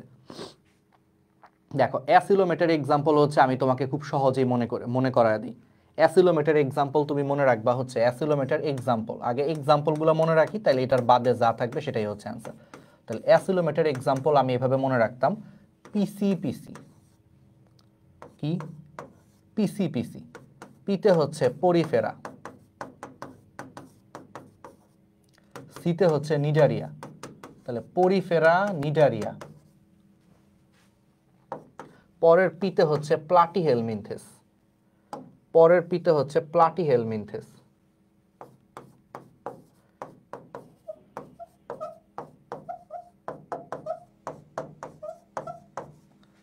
আর লাস্টের সিতে হচ্ছে টেনোফোরা,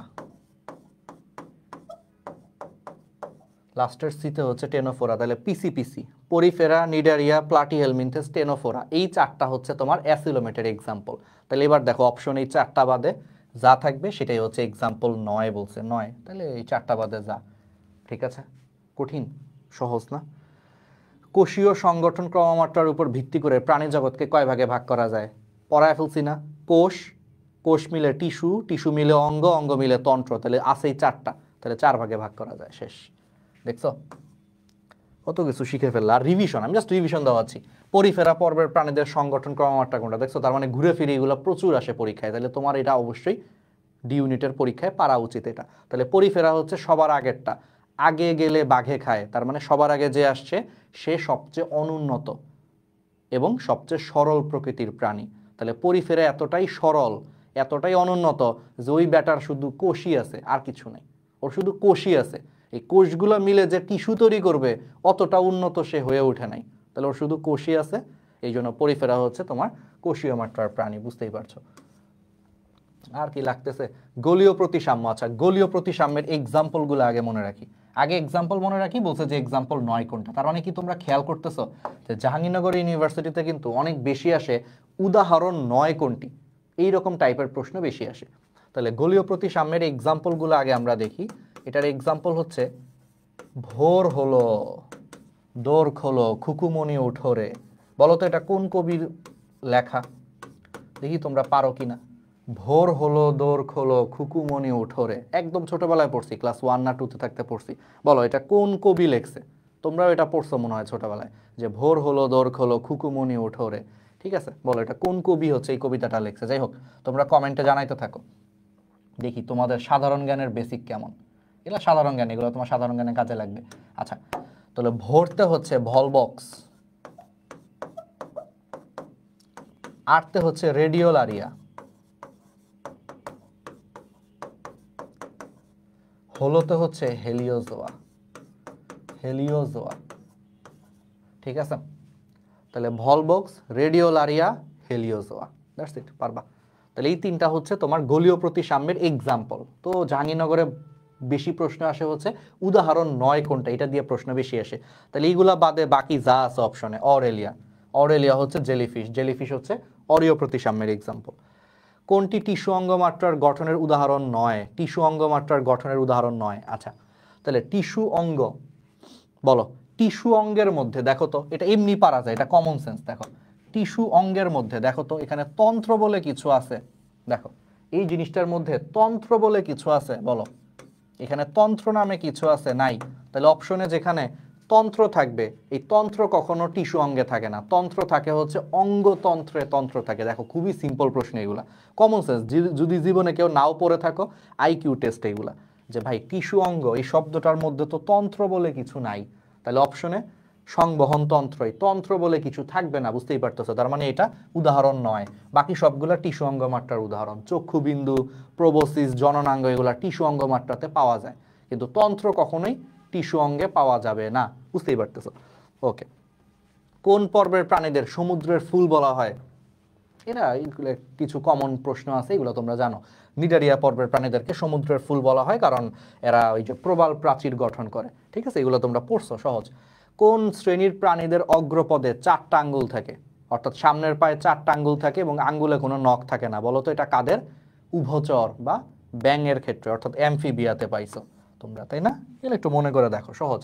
যৌন দ্বিরূপতা কোন পর্বের প্রাণীতে হচ্ছে তোমার দেখা যায়? যৌন দ্বিরূপতা মানে কি বলো? ঠিক আছে,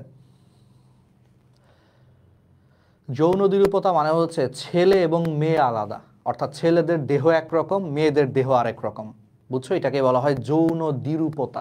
দেখো এটা তোমরা অনেকে না বুঝে হয়তো পড়ছো, দ্বিরূপতা মানে কি? দ্বি মানে দুই, রূপতা মানে কি? দুইটা রূপ, অর্থাৎ ছেলেদের এক রূপ, মেয়েদের আরেক রূপ, অর্থাৎ ছেলে মেয়ে আলাদা, সহজ কথা, বুঝছো?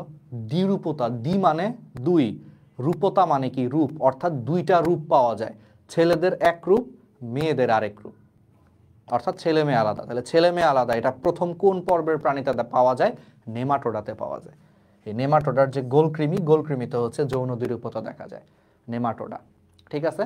তাহলে নেমাটোডাতে হচ্ছে তোমার কি পাওয়া যাবে? যৌন দ্বিরূপতা দেখা যায়।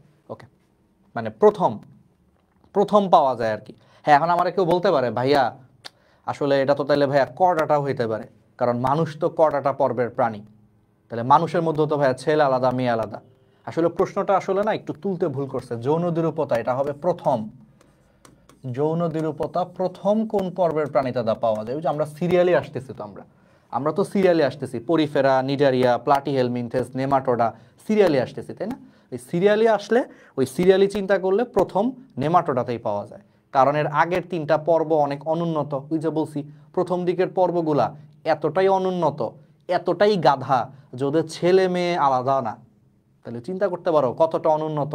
পরিফেরা, নিডারিয়া, প্লাটিহেলমিনথেস এতটাই অনুন্নত যে ওদের ছেলে মেয়ে আলাদা না।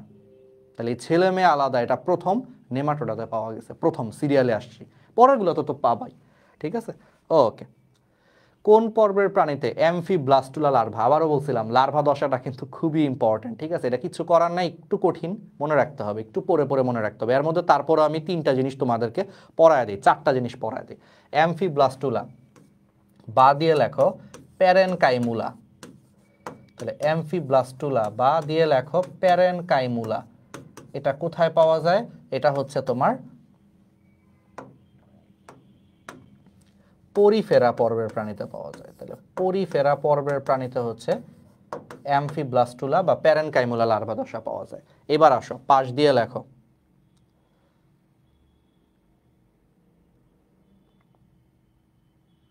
আচ্ছা, পাশ দিয়ে কি লিখবা? আচ্ছা, লেখো হচ্ছে প্লাটিহেলমিনথেস।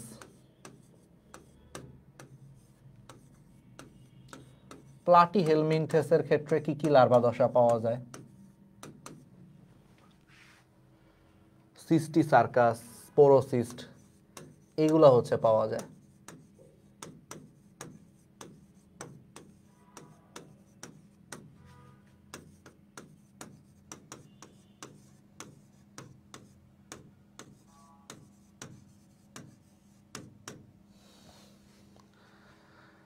প্লাটিহেলমিনথেসে। তাহলে প্যারেনকাইমুলা বা অ্যামফিব্লাস্টুলা হচ্ছে পরিফেরাতে পাওয়া যায়, প্লাটিহেলমিনথেসিস সিস্টিসার্কাস স্পোরোসিস্ট লার্ভা দশা হচ্ছে পাওয়া যায়। তারপরে হচ্ছে তোমার অ্যামফিবিয়া,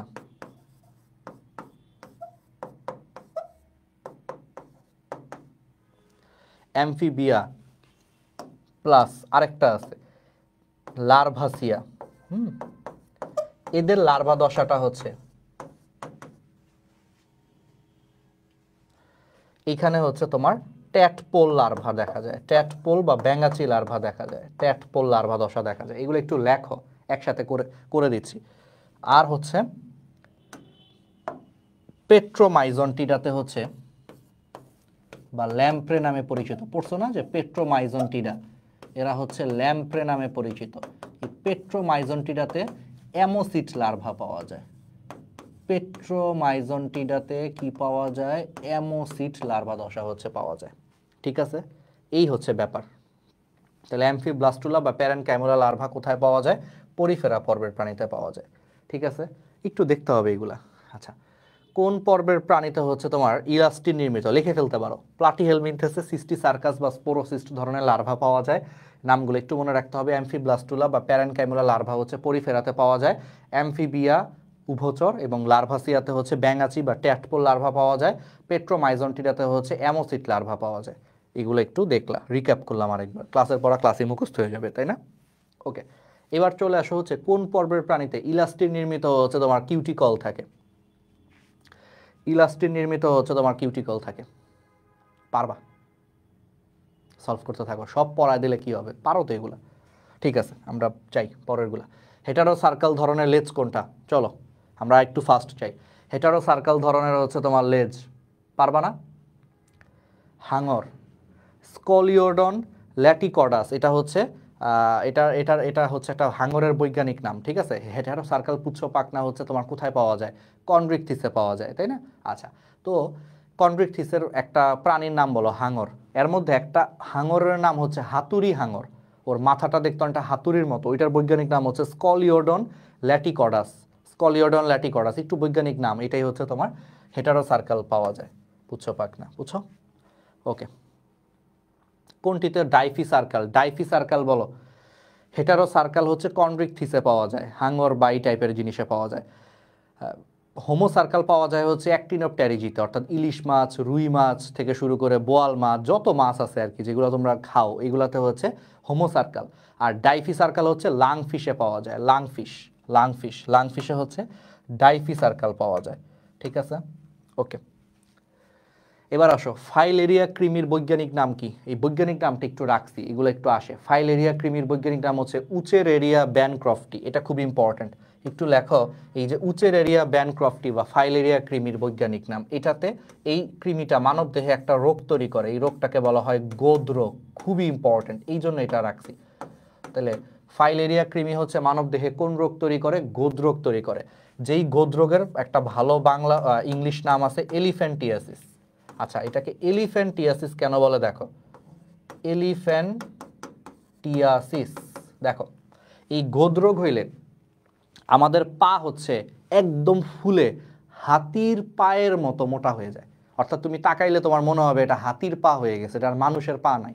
হাতির পা যেরকম এত মোটা, তাই না, একটা হাতির পা এত মোটা, তো গোদ রোগ হইলে মানুষের পা হচ্ছে ফুলে এত মোটা হয়ে যায়, হাতির পায়ের মতো দেখতে মনে হয়। তাহলে হাতিকে ইংলিশে কি বলে, এলিফ্যান্ট। আর ওসিস মানে প্রক্রিয়া, তাহলে এই রোগ হইলে পাগুলা হাতির পায়ের মতো হয়ে যায়, তাহলে হাতির পায়ের মতো হয়ে যাওয়ার প্রক্রিয়াটাকেই মেডিকেল সায়েন্সের নাম দিয়েছে এলিফ্যান্টিয়াসিস। এটা দুইটা শব্দ থেকে আসছে, এলিফ্যান্ট মানে হাতি, ওসিস মানে প্রক্রিয়া। তাহলে যেই প্রক্রিয়ায় বা যেই রোগের কারণে পা ফুলে হাতির পায়ের মতো মোটা হয়ে যায়, ওই রোগটাকে বলা হয় এলিফ্যান্টিয়াসিস বা বাংলায় বলে গোদ রোগ। ঠিক আছে, এটা কিসের জন্য হয়, উচেরেরিয়া ব্যানক্রফটি বা ফাইলেরিয়া কৃমির কারণে হয়। এবার আসো প্রাণের পরিচিতি। প্রাণীর পরিচিতিতে হচ্ছে ঘাসফড়িংয়ের মুখপাঙ্গে কয়টি অংশ থাকে, এগুলো তো পারবা। ল্যাব্রাম, ল্যাবিয়াম, ল দিয়ে দুইটা, দেখো ল দিয়ে দুইটা, ল্যাব্রাম, ল্যাবিয়াম। মতে দুইটা, ম্যান্ডিবল, ম্যাক্সিলা, আর হচ্ছে হাইপোফ্যারিংস। তাহলে কয়টা অংশ, 5টা। ঠিক আছে, হয়ে গেছে। লতে দুইটা, মতে দুইটা, আর হাইপোফ্যারিংস, শেষ। পতঙ্গের অ্যান্টিনার অংশ নয় কোনটি? পতঙ্গের অ্যান্টিনাতে 3টা অংশ থাকে, স্কেপ, পেডিসেল, ফ্লাজেলাম। স্কেপ, পেডিসেল, ফ্লাজেলাম, এই 3টা অংশ থাকে। তাহলে এই 3টা বাদে ওকে, একজন বলছে ভাইয়া বরিশাল জিতছে। আরে চমৎকার, ইকরা সুলতানা, কাজী নজরুল ইসলাম। দেখি তোমাদের কমেন্টগুলো পড়ি। কাজী নজরুল ইসলাম, সুপ্তিও বলছো কাজী নজরুল ইসলাম, চমৎকার, তোমাদের তো আইকিউ ভালো। আমার ডি ইউনিট পাস হবে না রে। আচ্ছা শুনো, এই যে একজন বলছো তানিম, ভাই আমার ডি ইউনিট পাস হবে না। তোর কেন ডি ইউনিট পাস হবে না? আমরা তোর বড় ভাই না? তোর বড় ভাই হিসেবে তোকে গাইড করতেছি, তোকে পড়াচ্ছি। আমার ছাত্রছাত্রীরা যতবার বলবে যে ভাই আমারে দেয়া হবে না, আমারে দেয়া হবে না, আমারে দেয়া হবে না, এই রাহাত ভাই তোরে তার থেকে 100 গুণ 10 গুণ বলবে তোরে দিয়েই হবে, তোরে দিয়েই হবে, তোরে দিয়েই হবে। কেন পারবে না? এগুলো কি কোনো হাতি ঘোড়া মার্কা পড়া? সারা বছর পড়ছিস না? মেডিকেলের জন্য পড়ছিস না? ভার্সিটির জন্য যদি পড়ে থাকিস তাও তো এগুলো পড়ার কথা। ইঞ্জিনিয়ারিংয়ের জন্য পড়লেও তো বায়োলজি এগুলো পারার কথা। ঘাসফড়িং থেকে ঘাসফড়িংয়ের মুখপাঙ্গের কয়টা অংশ, এটা তো একদম বেসিক প্রশ্ন। তাহলে এইগুলোই যদি পরীক্ষায় আসে কেন পারবি না? কনফিডেন্সটা হচ্ছে ইম্পর্ট্যান্ট। এখানে তোমরা যারা আছো, আমি ধরে নিচ্ছি এখানে তোমরা যারা আছো, এটা ধরে নিচ্ছি যে এখানে মেডিকেলে চান্স হয় নাই আসলে। কারণ নর্মালি মেডিকেলে চান্স হইলে তুমি জাহাঙ্গীরনগরের ডি ইউনিটের পরীক্ষাটা দিতে না, নর্মাল সিনারিওতে যদি আমি চিন্তা করি। তাহলে ধরে নিচ্ছি তোমার মেডিকেলে হয় নাই তোদের। তো মেডিকেলে হয় নাই তো কি হয়েছে? তার মানে কি জীবন শেষ এখানেই? তোরা কি ব্যর্থ? মোটেও না। 1 ঘন্টার একটা পরীক্ষা কখনোই হচ্ছে একটা মানুষের ব্যর্থতা, মানুষের যোগ্যতা প্রমাণ করতে পারে না। হইতেই পারে যে আমার জীবনের সবচেয়ে বাজে সময় ওই 1 ঘন্টায় গেছে, এই জন্য আমার চান্স মিস হয়েছে। তার মানে কি আমার অর্থ নাই? আমি আমার একটা বন্ধুর গল্প বলি, ছোট্ট একটা গল্প, এটা তোমাদেরকে অনেক ইন্সপায়ার করবে, তোদেরকে শুনি। আর তোদেরকে তুই করে বলতেছি কারণ বড় ভাই মনে করে। আমার নিজের আপন কোনো ছোট ভাই বোন নাই। আমি আমার ছাত্রছাত্রীদেরকে নিজের আপন ছোট ভাই বোন মনে করি। বিশেষ করে যারা মেডিকেলে চান্স পায় নাই তাদেরকে আরও বেশি নিজের আপন ছোট ভাই বোন মনে করি। কারণ ওদের এখন সবচেয়ে বেশি আমার মতো একটা বড় ভাই দরকার, যে ওদেরকে বকা দিবে, ভালো করলে উৎসাহ দিবে, স্নেহ করবে, আবার পড়ালেখার সময় বকাও দিবে, বইকা বইকা পড়াবে। কারণ ওর এখন এটা দরকার। কারণ অনেক জায়গায় আমি শুনি, আমার মানে বুকটা ভেঙে যায়, মেসেজ আসে যে ভাইয়া মেডিকেলে চান্স মিস করছি, আমার বাপ মা আমার সাথে 7 দিন ধরে কথা বলে না, আমার সাথে 10 দিন ধরে কথা বলে না। আত্মীয় স্বজন বলতেছে যে কি পড়ালেখা করাইছেন মেয়েরে, কিছুই তো, মেয়ে তো কই ফেল করলো মেডিকেলে, চান্সই পায় না, কানতে কানতে শেষ। বাবা মার থেকেও বলে দিছে তোরে আর পড়ালেখা করানো হবে না। এরকম মেসেজ আমি শত শত মেসেজ পাইছি। তো আমার কাছে মনে হয়েছে এই টাইমে আমি টিচার কম, এদের প্রতি আমার বড় ভাই সুলভ আচরণ করাটা সবচেয়ে বেশি দরকার। আমি এটাই মনে করি, অন্তরের অন্তঃস্থল থেকে আমি তোদের জন্য ফিল করি। তো একটা ছোট্ট গল্প বলে, এটা ইন্সপিরেশনাল গল্প। আমার একটা বন্ধু, মেডিকেলে অনেক স্বপ্ন ছিল, স্বাভাবিক থাকে না, মেডিকেলে অনেকের প্যাশন থাকে, স্বপ্ন থাকে ঢাকা মেডিকেলে পড়ার। তো আমার সেই বন্ধুটার নাম ছিল রিপন, বন্ধুর নামও রিপন। রিপন ভিডিও মনে করিস না, আসলে ওর নাম রিপন ছিল। আচ্ছা, তো রিপন বন্ধুটা মেডিকেলে চান্স হয় নাই ওর আসলে। ফার্স্ট টাইম দিয়ে হয় নাই, সেকেন্ড টাইম দিছে, সেকেন্ড টাইমও মেডিকেলে হয় নাই। কারণ আমাদের ব্যাচে একটা মানে বাজে একটা জিনিস হয়েছে, যেটা তোরা ফিল করবি। আমাদের সময় মানে আমরা যখন ফার্স্ট টাইমার ছিলাম তখন সেকেন্ড টাইমের কোনো মার্কস কাটা যেত না। অর্থাৎ আমি যেবার ফার্স্ট টাইমার, আমার সাথে যারা সেকেন্ড টাইম পরীক্ষা দিচ্ছে আমার আগের ব্যাচের, ওদের একটা মার্কসও কাটা যেত না। সো জিনিসটাকে একটা অসম প্রতিযোগিতা হইতো। অসম, তুমি ইমাজিন করো যে সেকেন্ড টাইমের একটা মার্কসও কাটা যাচ্ছে না, আর তুই ফার্স্ট টাইম পরীক্ষা দিচ্ছিস, তাহলে জিনিসটা কি লেভেল হলো? লেভেল হলো না কিন্তু আসলে, কাইন্ড অফ। আমাদের সময় এই রুলস ছিল। আমি এইচএসসি 16 ব্যাচে এই রুলস ছিল। অর্থাৎ 15 ব্যাচের যে ভাইয়া পুরা আমাদের সাথে পরীক্ষা দিছে, উনাদের একটা মার্কসও কাটা যায় না সেকেন্ড টাইমার হিসেবে, আর আমি তো ফার্স্ট টাইমার। এই জন্য আমাদের ব্যাচে সেকেন্ড টাইমের সিটের সংখ্যা অনেক বেশি ছিল। আচ্ছা, তার পরের বছর যখন আমরা সেকেন্ড টাইম হয়ে গেলাম, আমি তো ফার্স্ট টাইমে ঢাকা মেডিকেলে চান্স পেয়েছি, কিন্তু আমার ব্যাচমেট বন্ধুরা যারা যারা সেকেন্ড টাইম মেডিকেল দিল, সেকেন্ড টাইম দেওয়ার সময় কি রুলস করে দিল, 5 কাটা যাবে। তার মানে আমরাই সেই অভাগা ব্যাচ মেডিকেলের ক্ষেত্রে, যারা ফার্স্ট টাইমে সেকেন্ড টাইম ফুল মার্কসে পরীক্ষা দিছে, কোনো মার্কস কাটা যায় নাই। কিন্তু আমরা যখন সেকেন্ড টাইম হয়েছি, আমরা আর ওই সুবিধাটা পাইনি, আমাদের সময় 5 কাটা গেছে। তো এই জন্য আমার ওই বন্ধু পরের বার 5 কাটার জন্য 2 মার্কসের জন্য চান্স পায় নাই, মিস করছে আসলে।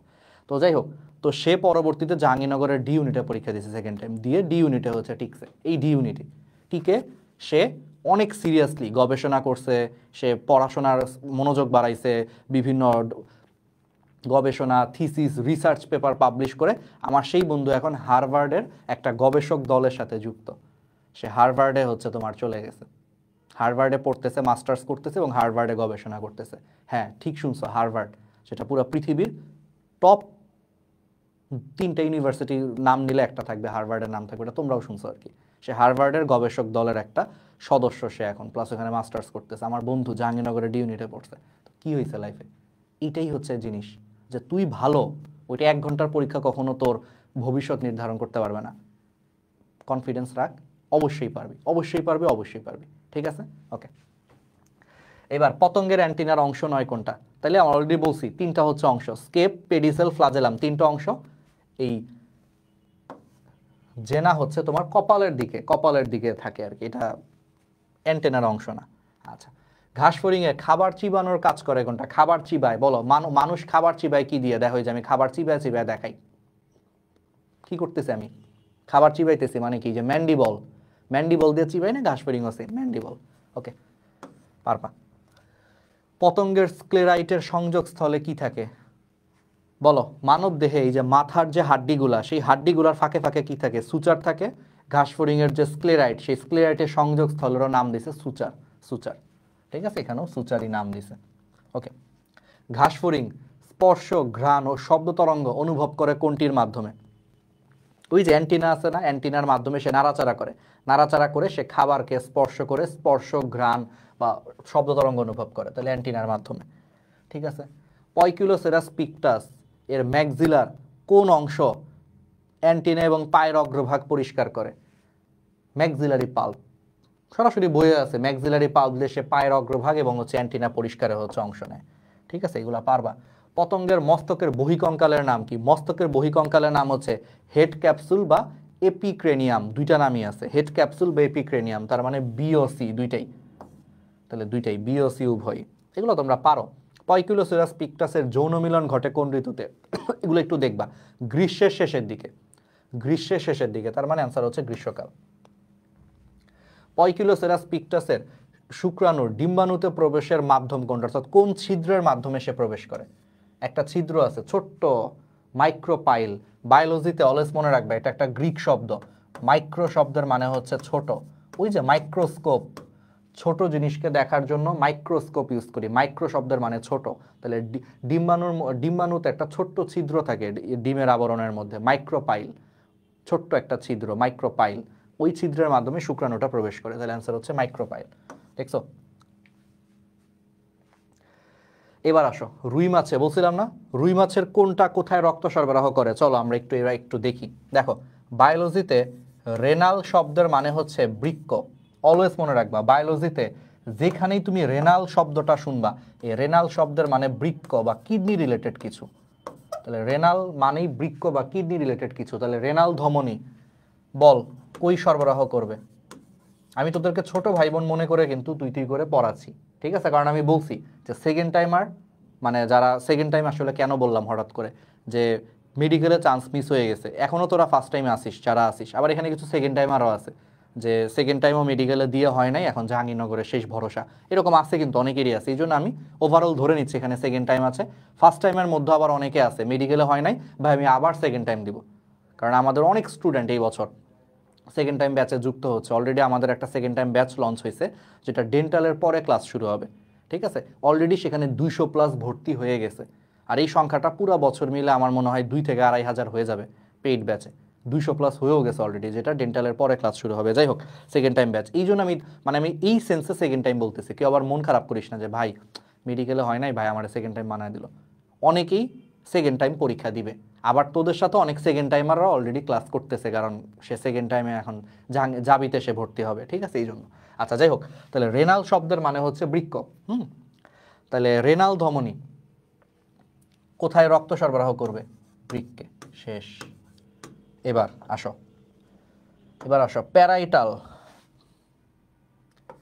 প্যারাইটাল শব্দের মানে হচ্ছে প্রাচীর বা দেয়াল। এটা একটা বায়োলজিক্যাল শব্দ। প্যারাইটাল শব্দের মানে হচ্ছে দেহ প্রাচীর বোঝায়। প্যারাইটাল শব্দের মানে দেহ প্রাচীর। তাহলে আমার বলো, প্যারাইটালটা হচ্ছে কোথায় রক্ত সরবরাহ করবে? দেহ প্রাচীরে রক্ত সরবরাহ করবে, প্যারাইটাল ধমনী। ঠিক আছে, এবার আসো কডাল। কড শব্দের মানে হচ্ছে লেজ। বায়োলজিতে অলওয়েজ মনে রাখবা, কড মানে কড শব্দটার মানে আসলে লেজ বুঝায়, লেজ। তাহলে বলো, কডাল ধমনী কোথায় রক্ত সরবরাহ করবে? লেজে রক্ত সরবরাহ করবে। এটা কি পারার জন্য কি কঠিন কিছু লাগে? লেজ। আচ্ছা, এবার চলে আসো ইলিয়াক ধমনী। বলো তো মানুষের, এটা তো মানুষের হাড্ডি গুড্ডিতেও পড়ছো, মানুষের হাড্ডি গুড্ডিতে বলো শ্রোণীচক্র, শ্রোণীচক্রের মধ্যে কি থাকে বলো? Ilium, ischium, pubis. তাহলে ইলিয়াম, ইলিয়াম থাকে কোথায়? শ্রোণীচক্রে। তাহলে সেই ইলিয়াম থেকে শব্দটা আসছে ইলিয়াক ধমনী। এই ইলিয়াক ধমনী তাহলে শ্রোণী পাখনায় রক্ত সরবরাহ করবে। তাহলে ইলিয়াম থাকে হচ্ছে শ্রোণীচক্রে, ওইখান থেকে মনে রাখবা যে ইলিয়াক ধমনী তার মানে শ্রোণী পাখনায় রক্ত সরবরাহ করবে। আর কি বাদ থাকলো? মোটামুটি তো সবই হয়ে গেছে। আচ্ছা সিলিয়াক ও মেসেন্টারিক। আচ্ছা মেসেন্টারি শব্দের মানে হচ্ছে এরা পৌষ্টিক নালী, পৌষ্টিক নালীর সাথে যুক্ত একটা জিনিস থাকে, মানব দেহ আছে, দা মেসেন্টারি বলে একটা পর্দা। মেসেন্টারিক শব্দটা আসছে মেসেন্টারি থেকে। মেসেন্টারি হচ্ছে একটা পর্দা, মানব দেহের একটা পর্দা। এই পর্দাটা হচ্ছে পৌষ্টিক নালীর সাথে যুক্ত। তার মানে সিলিয়াক ও মেসেন্টারিক এই ধমনীটা পৌষ্টিক নালীতে রক্ত সরবরাহ করে। তাহলে রুই মাছের পাকস্থলী, অগ্নাশয় বা যা যা আছে, যকৃৎ, এগুলোতে রক্ত সরবরাহ করে, তাহলে সিলিয়াক ও মেসেন্টারিক। এটা হচ্ছে পৌষ্টিক নালী সম্পর্কিত। আরেকটা বাদ চলে গেছে, বলতো কি? সাবক্লেভিয়ান। আরেকটা ধমনী আছে রুই মাছে, সাবক্লেভিয়ান। এটা তোমরা খুব সহজেই বুঝবা। দেখো বায়োলজি বুঝে পড়লে বায়োলজি থেকে সহজ জিনিস আসলে নাই। দেখো ক্লেভিয়ান শব্দটা আসছে ক্লেভিকল থেকে। ক্লেভিয়ান শব্দটা কোত্থেকে আসছে? ক্লেভিকল থেকে আসছে, ক্লেভিকল। ঠিক আছে, এটা আসছে হচ্ছে তোর ক্ল্যাভিকল থেকে। ক্ল্যাভিকল কোনটা? এই যে এই হাড্ডিটা, এই হাড্ডিটারে হচ্ছে ক্ল্যাভিকল বলে। আর সাব মানে নিচে। সাব মানে কি? সাব মানে হচ্ছে নিচে, নিচে। তাইলে ক্ল্যাভিকলের নিচে। তাহলে এটা যদি আমার ক্ল্যাভিকল হয়, এটা যদি আমার ক্ল্যাভিকল হয়, তাহলে ক্ল্যাভিকলের নিচে বলো, ক্ল্যাভিকলের নিচে মানে কি? বক্ষ, বুক না, বুক অঞ্চল না। তাহলে সাবক্ল্যাভিয়ান ধমনী বক্ষ পাখনায় রক্ত সরবরাহ করে। দেখো এটা হচ্ছে ক্ল্যাভিকল, ক্ল্যাভিকল থেকে শব্দটা আসছে ক্ল্যাভিয়ান। সাব মানে নিচে বায়োলজিতে, তাহলে ক্ল্যাভিকলের নিচে, এটাই হচ্ছে সাবক্ল্যাভিয়ান। তো ক্ল্যাভিকলের নিচে মানে কি? বক্ষ অঞ্চল। তাহলে বক্ষ পাখনায় রক্ত সরবরাহ করে। তাহলে সাবক্ল্যাভিয়ান ধমনী কোথায় রক্ত সরবরাহ করে? বক্ষ পাখনায়। শেষ, এই তো হয়ে গেল। কঠিন? শেষ, এই তো মুখস্থ হয়ে গেছে না? শব্দের মানে জানলেই হবে। মেসেন্টারি হচ্ছে পৌষ্টিক নালীর পর্দা, পৌষ্টিক নালীর পর্দা মানব দেহে, ওইটার সাথে মিল রেখে, মানব দেহের সাথে মিল রেখে নাম দিছে এগুলা, এই জন্য। আচ্ছা রুই মাছের বৃক্কে তাহলে রক্ত সরবরাহকারী ধমনী কোনটা? ওকে, তাহলে রুই মাছের বৃক্কে রক্ত সরবরাহকারী ধমনী কোনটা? বৃক্ক। বৃক্ক মানেই রেনাল, বলছি বায়োলজিতে রেনাল মানে বৃক্ক, তাহলে রেনাল। আর কডাল মানে কি? লেজ, তাহলে এটা লেজে রক্ত সরবরাহ করে। ইলিয়াক কি? ওই যে ইলিয়াম থেকে আসছে, শ্রোণী পাখনায় রক্ত সরবরাহ করবে। প্যারাইটাল মানে দেহপ্রাচীর, দেহপ্রাচীর রক্ত সরবরাহ করবে। সিলিয়াক ও মেসেন্টারিক, মেসেন্টারি হচ্ছে পৌষ্টিক নালীর পর্দা, তাহলে মেসেন্টারিক ধমনী হচ্ছে পৌষ্টিক নালী, অর্থাৎ অগ্নাশয়, যকৃৎ, এই হাবিজাবিতে রক্ত সরবরাহ করবে। ঠিক আছে। আর সাবক্লেভিয়ান হচ্ছে বক্ষচক্রে, পড়ায় দিছে। তাহলে দেখো রুই মাছের দেহপ্রাচীরে তাহলে রক্ত সরবরাহকারী ধমনী কোনটা? এগুলো পড়ানোর কি আর দরকার আছে? দেহপ্রাচীর বলছে, তাহলে প্যারাইটাল। ঠিক আছে। রুই মাছের ক্লিভেজ কি ধরনের? রুই মাছের ক্লিভেজ হচ্ছে আংশিক ধরনের, আংশিক, এটা তোমরা পারো অলরেডি, মেরোব্লাস্টিক বা আংশিক ক্লিভেজ। এগুলো একটু জাস্ট দেখবা। কোন নদীকে প্রাকৃতিক জিন ব্যাংক সমৃদ্ধ মৎস্য খনি বলা হয়? ভাই কোন নদীতে প্রাকৃতিকভাবে হচ্ছে মৎস্য থাকে, হাবিজাবি যাই আসুক, অ্যান্সার একটাই, হালদা নদী। অ্যান্সার একটাই, হালদা নদী। শেষ, চোখ বন্ধ করে যাই আসুক। আচ্ছা রুই মাছের আইস ত্বকের কোন স্তর থেকে সৃষ্টি হয়? ত্বকের হচ্ছে ডার্মাল স্তর থেকে। এটা খুবই ইজি। দেখো বায়োলজিতে ডার্মা শব্দের মানে ত্বক, তুমি যদি বায়োলজিটা বুঝে পড়ো না তাইলে ইজি হবে। বায়োলজিতে ডার্মা শব্দের মানে হচ্ছে ত্বক, তাহলে ত্বকের স্তর মানে ডার্মাল স্তর থেকে। ঠিক আছে, সমস্যা হয়েছে? আচ্ছা ইউটিউবে সাউন্ডের প্রবলেম হয়েছে? আচ্ছা আচ্ছা, 1 মিনিট। আমাদের এটা হচ্ছে ইউটিউব থেকে হচ্ছে স্ট্রিম হচ্ছে, তো ইউটিউব থেকে স্ট্রিম হচ্ছে, একটু দাঁড়াও। ফেসবুকে, ইউটিউবে যদি কারো সাউন্ডে প্রবলেম হয় ফেসবুক থেকে করে ফেলো। হ্যাঁ, এটা ফেসবুক আর ইউটিউব দুই জায়গা থেকে হচ্ছে। আমাকে আমার জুনিয়র ডিএম গ্র্যাভিটি মেডিটেশন বা বায়োলজি কিলার্স যে কোনো একটা এখান থেকে করলেই হবে। আচ্ছা ইউটিউবের মনে হয় এটা কেটে গেছে নাকি? আচ্ছা সমস্যা নেই। ইউটিউব থেকে যদি কারো কোনো প্রবলেম হয় এটা হচ্ছে আমাদের কি বলে ইয়ের থেকে করে ফেলো। ঠিক আছে, সমস্যা নেই। ফেসবুকে চলতেছে, ফেসবুক থেকে চালায় দিই। হতে পারে টেকনিক্যাল প্রবলেম বা নেট ইস্যু হইতেই পারে রে ভাই, আমি কী করবো। ঠিক আছে, ওকে। ঘাস ফড়িংয়ের অ্যান্টেনার ফ্ল্যাজেলাম কয়টা খণ্ডকে বিভক্ত? ফ্লাজেলাম হচ্ছে প্রায় 25টা খণ্ডকে বিভক্ত। এগুলো সরাসরি বলা আছে, তোমরা এগুলা পারবা। পরিপাক ও শোষণে চলে যাই, একটু দেখি ক্ষুদ্রান্তের অংশ নয় কোনটা। ক্ষুদ্রান্তের অংশ আমি এমনি মনে রাখতাম ডেইজি আপা, ডেইজি আপা, ডিওডেনাম, ইলিয়াম, জেজুনাম, ডেইজি। ঠিক আছে, আমি এমনি মনে রাখতাম ডেইজি আপা। তাহলে ডেইজি, দেখো ডিওডেনাম,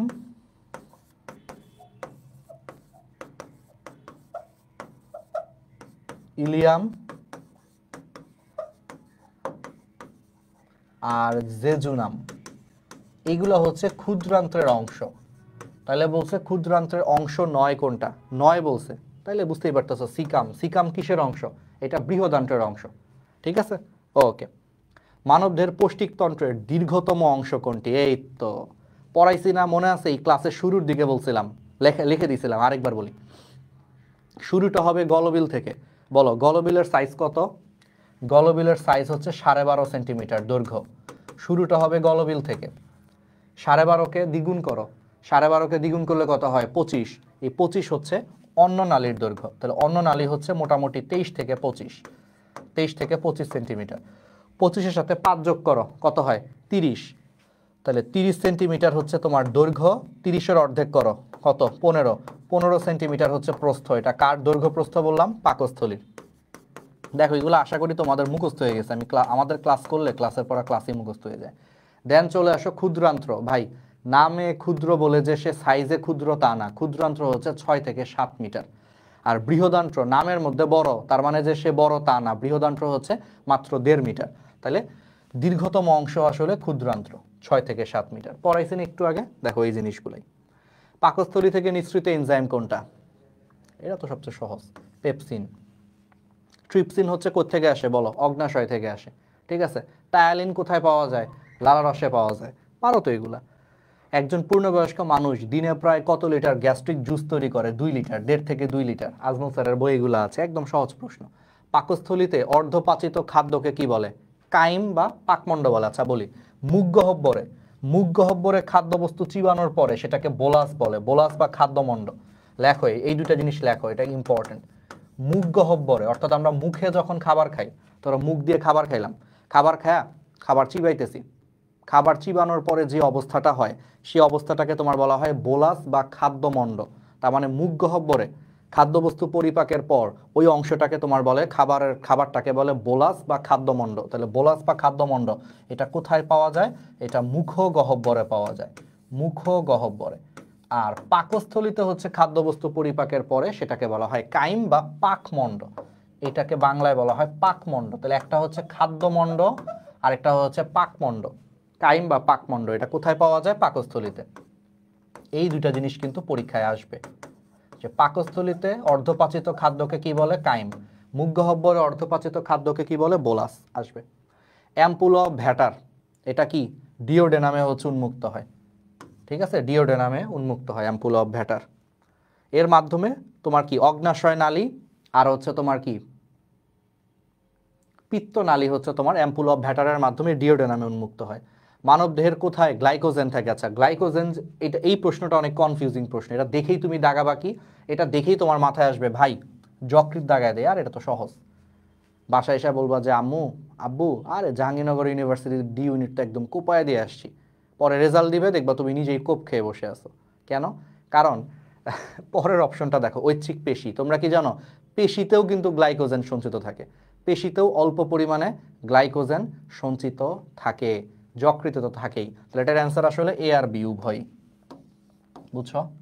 পেশিতেও অল্প পরিমাণে হচ্ছে গ্লাইকোজেন থাকে, যকৃতে তো থাকেই। তাহলে অ্যান্সার হচ্ছে এ আর বি উভয়। এই প্রশ্নটাই তোমরা কিন্তু ভুল করতা, শুধু যকৃৎ দাগায় দিয়ে আসবা। মানবদেহের জৈব রসায়নাগার বলা হয় কোনটিকে? এটা তো কঠিন প্রশ্ন, অনেক অনেক কঠিন, পারবা না তোমরা। আচ্ছা এবার আসো, পাকস্থলী প্রাচীরের চিফ কোষ বা জাইমোজেনিক কোষ, চিফ শব্দের মানে কি? দেখো চিফ শব্দের মানে হচ্ছে প্রধান। বলো পাকস্থলীতে যে 4-5 ধরনের কোষ থাকে, হ্যাঁ 4 ধরনের ধরো যে কোষ থাকে, বলো এর মধ্যে চিফ মানে প্রধান, তাহলে প্রধান কোষ থেকে বলো কি বের হবে? প্রধান এনজাইমটা বের হবে। তাহলে পাকস্থলীর প্রধান এনজাইম কোনটা? পেপসিন। সেই পেপসিনটা কি আকারে বের হয়? পেপসিনোজেন আকারে। এই জন্য চিফ কোষ বা জাইমোজেনিক কোষ থেকে পেপসিনোজেনটা বের হয়। আর অক্সিনটিক কোষ বা প্যারাইটাল কোষ থেকে হচ্ছে হাইড্রোক্লোরিক অ্যাসিডের ক্ষরণ হয়। মিউকাস থেকে হচ্ছে মিউসিন আসে, আর জি কোষ থেকে হচ্ছে গ্যাস্ট্রিন বের হয়। এগুলো তো তোমরা জানোই। তাহলে বুঝছো, মনে রাখবা কেমনে, দেখো চিফ শব্দের মানে প্রধান, তাহলে পাকস্থলীর প্রধান কোষ থেকে প্রধান এনজাইমটা বের হবে। তাহলে পাকস্থলীর প্রধান এনজাইম কোনটা? পেপসিন। সেটা কি আকারে বের হয়? পেপসিনোজেন আকারে। এই জন্য চিফ কোষ বা প্রধান কোষ থেকে পেপসিনোজেনটা বের হবে, প্রধান এনজাইমটা বের হবে। এই তো মনে রাখলা, খুব সহজ। মানবদেহের মিশ্র গ্রন্থি কোনটা? মিশ্র গ্রন্থির এক্সাম্পল মনে রাখবা, অগ্নাশয়, দুই মহাশয় ও অগ্নাশয়। মিশ্র গ্রন্থির এক্সাম্পল আমি এইভাবে মনে রাখতাম, দুই মহাশয় সাথে অগ্নাশয়। আচ্ছা, অগ্নাশয় তো মিশ্র গ্রন্থি, এটা তোমরা সবাই জানো, কিন্তু আমি এখানে দুই মহাশয় কেন লিখলাম? দুই মহাশয় বলতে ছেলেদের ক্ষেত্রে হচ্ছে শুক্রাশয়, আর মেয়েদের ক্ষেত্রে ডিম্বাশয়, এরাও মোটামুটি হচ্ছে মিশ্র গ্রন্থি হিসেবে কাজ করে। ঠিক আছে, আমি এমনি এই জন্য মনে রাখতাম দুই মহাশয়, অর্থাৎ শুক্রাশয় ডিম্বাশয় আর অগ্নাশয় তো আছেই সাথে, এগুলো হচ্ছে মিশ্র গ্রন্থি। তাহলে অ্যান্সার হচ্ছে অগ্নাশয়। ঠিক আছে, কোন হরমোন গ্লুকোজের পরিমাণ কমায়? বলো, একটাই মানব দেহে হরমোন আছে যেটা ডায়াবেটিস রোগীদের গ্লুকোজ কমায়, বলো। ইনসুলিন। ইনসুলিন কেন নেয়? যাতে গ্লুকোজ কমে যায়, আর বাকি সবগুলা গ্লুকোজ বাড়ায়। আর ইনসুলিন যা করবে, গ্লুকাগন তার বিপরীত কাজ করবে। মানব দেহে একটা হরমোনই আছে যেটা গ্লুকোজটা কমায়, এই জন্য ডায়াবেটিস রোগীরা ইনসুলিন নেয় গ্লুকোজ কমানোর জন্য। আর গ্লুকাগন উল্টা কাজ করবে, ইনসুলিনের উল্টা কাজ করবে, অর্থাৎ শর্করা বা গ্লুকোজ বাড়াবে। বলো তো ইনসুলিন কোত্থেকে আসে? বিটা কোষ থেকে ইনসুলিন আসে। আর গ্লুকাগন কোত্থেকে আসে? আলফা কোষ থেকে আসে। এগুলো কিন্তু সাথে পড়তে হবে। অগ্নাশয়ের আলফা কোষ থেকে হচ্ছে তোমার গ্লুকাগন, আর বিটা কোষ থেকে হচ্ছে ইনসুলিন আসে। ঠিক আছে, ওকে, এগুলো একটু মনে রাখলা। মানব দেহের সর্ববৃহৎ গ্রন্থি কোনটা? যকৃৎ। এগুলো তোমরা জানো। রক্ত সংবহনে চলে আসি, দেখি মানব দেহের রক্তরসে জৈব পদার্থের পরিমাণ কত? দেখো, এটা খুব সহজ। দেখো, রক্তরসে আমরা পড়ছি, রক্তরসের হচ্ছে 90 থেকে 92% হচ্ছে তোমার পানি, পড়ছি না? যে রক্তরসের হচ্ছে 90 থেকে 92% হচ্ছে পানি, দেখো। আর বাকি হচ্ছে 8 থেকে 10% হচ্ছে তোমার কঠিন পদার্থ। তাহলে 90 থেকে 92% পানি, বাকি 8 থেকে 10% হচ্ছে কঠিন পদার্থ। সেই কঠিন পদার্থের মধ্যে আবার তোমার মোটামুটি হচ্ছে 7 থেকে 9% হচ্ছে জৈব পদার্থ, আর 0.9% হচ্ছে অজৈব পদার্থ।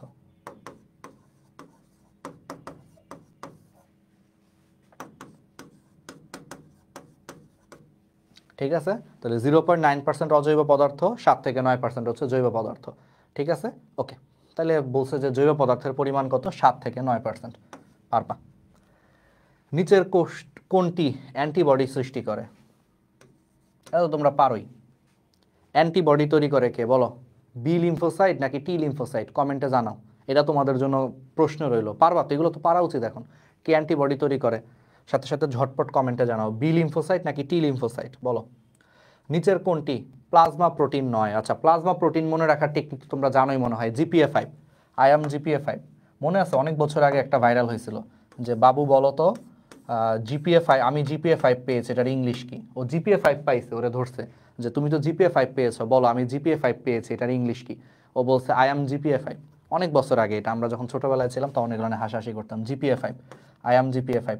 তাহলে globulin, prothrombin, albumin, fibrinogen. Globulin, prothrombin, albumin, fibrinogen, এই চারটা হচ্ছে প্লাজমা প্রোটিন। তাহলে 9 বলছে, তাহলে অ্যান্সার হচ্ছে ক্যারাটিন। দেখি কমেন্টগুলো দেখি। বি, বি, সবাই বি, কিন্তু মাঝখানে মাঝখানে একজন এ বলতেছো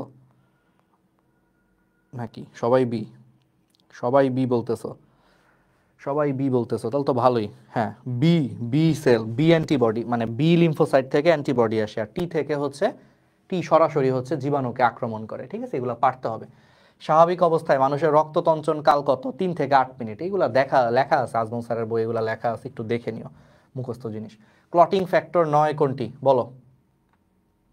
দেখো, ফুল পরে টুপ করে, এই চারটার মধ্যে অ্যান্সার চলে আসছে। ফুল পরে, ফুলতে ফাইব্রিনোজেন, পরেতে প্রোথ্রম্বিন, টুপ করে থ্রম্বোপ্লাস্টিন, করেতে ক্যালসিয়াম আয়ন, এই চারটা হচ্ছে ক্লটিং ফ্যাক্টর।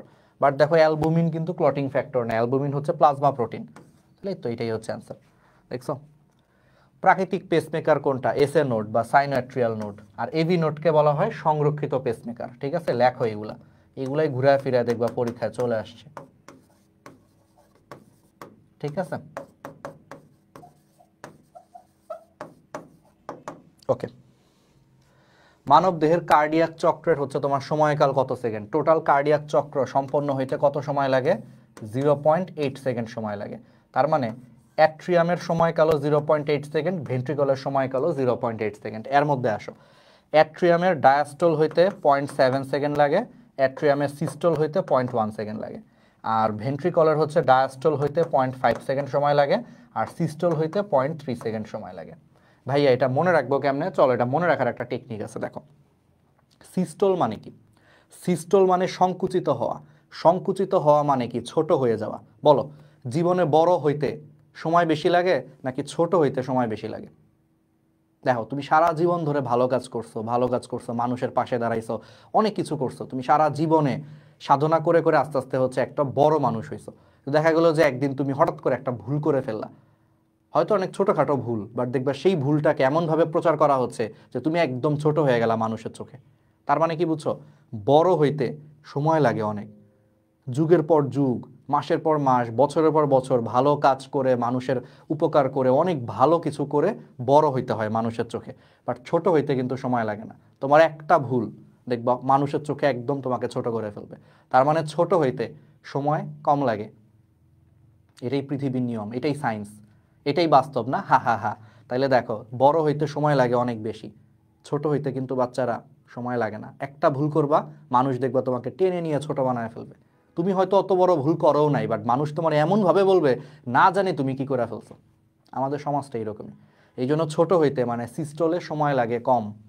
তাহলে অ্যাট্রিয়ামের সিস্টল, তাহলে এগুলো হচ্ছে অ্যাট্রিয়ামের সিস্টল 0.1 সেকেন্ড। আর তাহলে বড় হইতে সময় লাগে বেশি,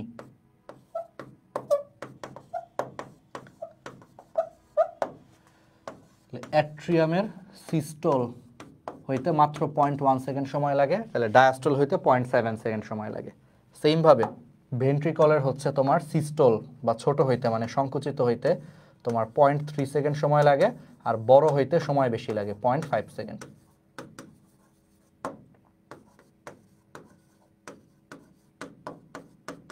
ঠিক আছে, এগুলো পড়ায় দিলাম, সব কিছু একসাথে করায় দিলাম, কারণ প্রশ্ন যে শুধু এখান থেকে আসবে তা না, এগুলো থেকেও কিন্তু প্রশ্ন চলে আসতে পারে। কোন অ্যানজিওপ্লাস্টি বর্তমানে বেশি প্রচলিত? বলো, বর্তমানে কোনটা বেশি করে? হার্টের রিং পরায়, কিছু হইলেই শুনবা যে হার্টের রিং পরায়, অর্থাৎ করোনারি স্টেন্টিং। এই স্টেন্টিং মানে হার্টের রিং পরানো। তুমি শুনবা এই জিনিসগুলো, অনেক শুনবা, এটাই হচ্ছে আসলে হার্টের রিং পরানো আমরা বলি। মানব দেহের রক্তের আপেক্ষিক গুরুত্ব কত? 1.065, এগুলো আছে, আজমল স্যারের বইয়ে আছে। কার্ডিয়াক চক্রের এই যে দেখছো কোন দশার সময়কাল 0.7 সেকেন্ড, এই মাত্র পড়াইছি। অ্যাট্রিয়ামের ডায়াস্টল, এটা 0.7 সেকেন্ড, সিস্টল হচ্ছে 0.1 সেকেন্ড, এটা হচ্ছে 0.7 সেকেন্ড। ভেন্ট্রিকলের সিস্টল মানে ছোট হইতে সময় কম লাগে, এটা 0.3 সেকেন্ড, তাহলে বাকি হচ্ছে 0.5 সেকেন্ড হচ্ছে ভেন্ট্রিকলের ডায়াস্টল। মনে রাখবা। শ্বাসক্রিয়া এবং শ্বসন থেকে আসো, হাইলাম। হাইলাম কিসের অংশ? ফুসফুসের অংশ, এগুলো তোমরা জানো অলরেডি। হাইলাম হচ্ছে তোমার ফুসফুসের অংশ, পড়ছো, ঠিক আছে। মানুষের রক্তে হিম ও গ্লোবিনের অনুপাত কত? পারবা না এগুলা, ঠিক আছে। হিম এবং গ্লোবিন, হিমোগ্লোবিন 1:25, হ্যাঁ, এগুলো তোমরা জানো। মানব দেহের অ্যাকিউট সাইনোসাইটিস দেখছো, এই যে বলছিলাম অ্যাকিউট মানে কি বলো? অ্যাকিউট শব্দের মানে হচ্ছে স্বল্পস্থায়ী, অর্থাৎ অল্প সময়ের জন্য। আর ক্রনিক মানে দীর্ঘস্থায়ী, পড়াইছি কিন্তু আজকে ক্লাসে প্রথমেই বলে দিছিলাম। তাহলে স্বল্পস্থায়ী যেটা, এটা হচ্ছে 4 থেকে 8 সপ্তাহ। আর যেটা ক্রনিক, ক্রনিক মানে দীর্ঘ সময়, তাহলে যেটা দীর্ঘ সময়ের জন্য সেটা মাসের পর মাস থাকবে, অর্থাৎ 2 মাসেরও বেশি। ক্রনিকটা এই জন্য 2 মাসেরও বেশি, আর অ্যাকিউট মানে স্বল্পস্থায়ী, এটা 4 থেকে 8 সপ্তাহ। ঠিক আছে, ওকে। পূর্ণবয়স্ক সুস্থ মানুষ বিশ্রামকালে প্রতি মিনিটে কতবার শ্বসন? 14 থেকে 18 বার শ্বসন সম্পন্ন করে। আর বাচ্চাদের ক্ষেত্রে কত? 40 বার। নবজাতক বাচ্চাদের ক্ষেত্রে 40 বার। নবজাতক মানে আজকে যে জন্ম নিছে মনে করো, তাহলে নবজাতক বাচ্চাদের ক্ষেত্রে কতবার? তাহলে নবজাতক বাচ্চাদের ক্ষেত্রে হচ্ছে 40 বার। এই যে দেখছো, নবজাতক শিশু প্রতি মিনিটে কতবার শ্বসন প্রক্রিয়া সম্পন্ন করে? আরে ভালোই তো, চলে আসছে। মানব দেহের ট্রাকিয়া, ট্রাকিয়া হচ্ছে সি আকৃতির তরুণাস্থি দিয়ে তৈরি। ট্রাকিয়া হচ্ছে, মনে রাখবা, এই যে সি অর্ধবৃত্ত বা ইংরেজি সি আকৃতির তরুণাস্থি দিয়ে তৈরি। তরুণাস্থিগুলোর নাম পড়বা।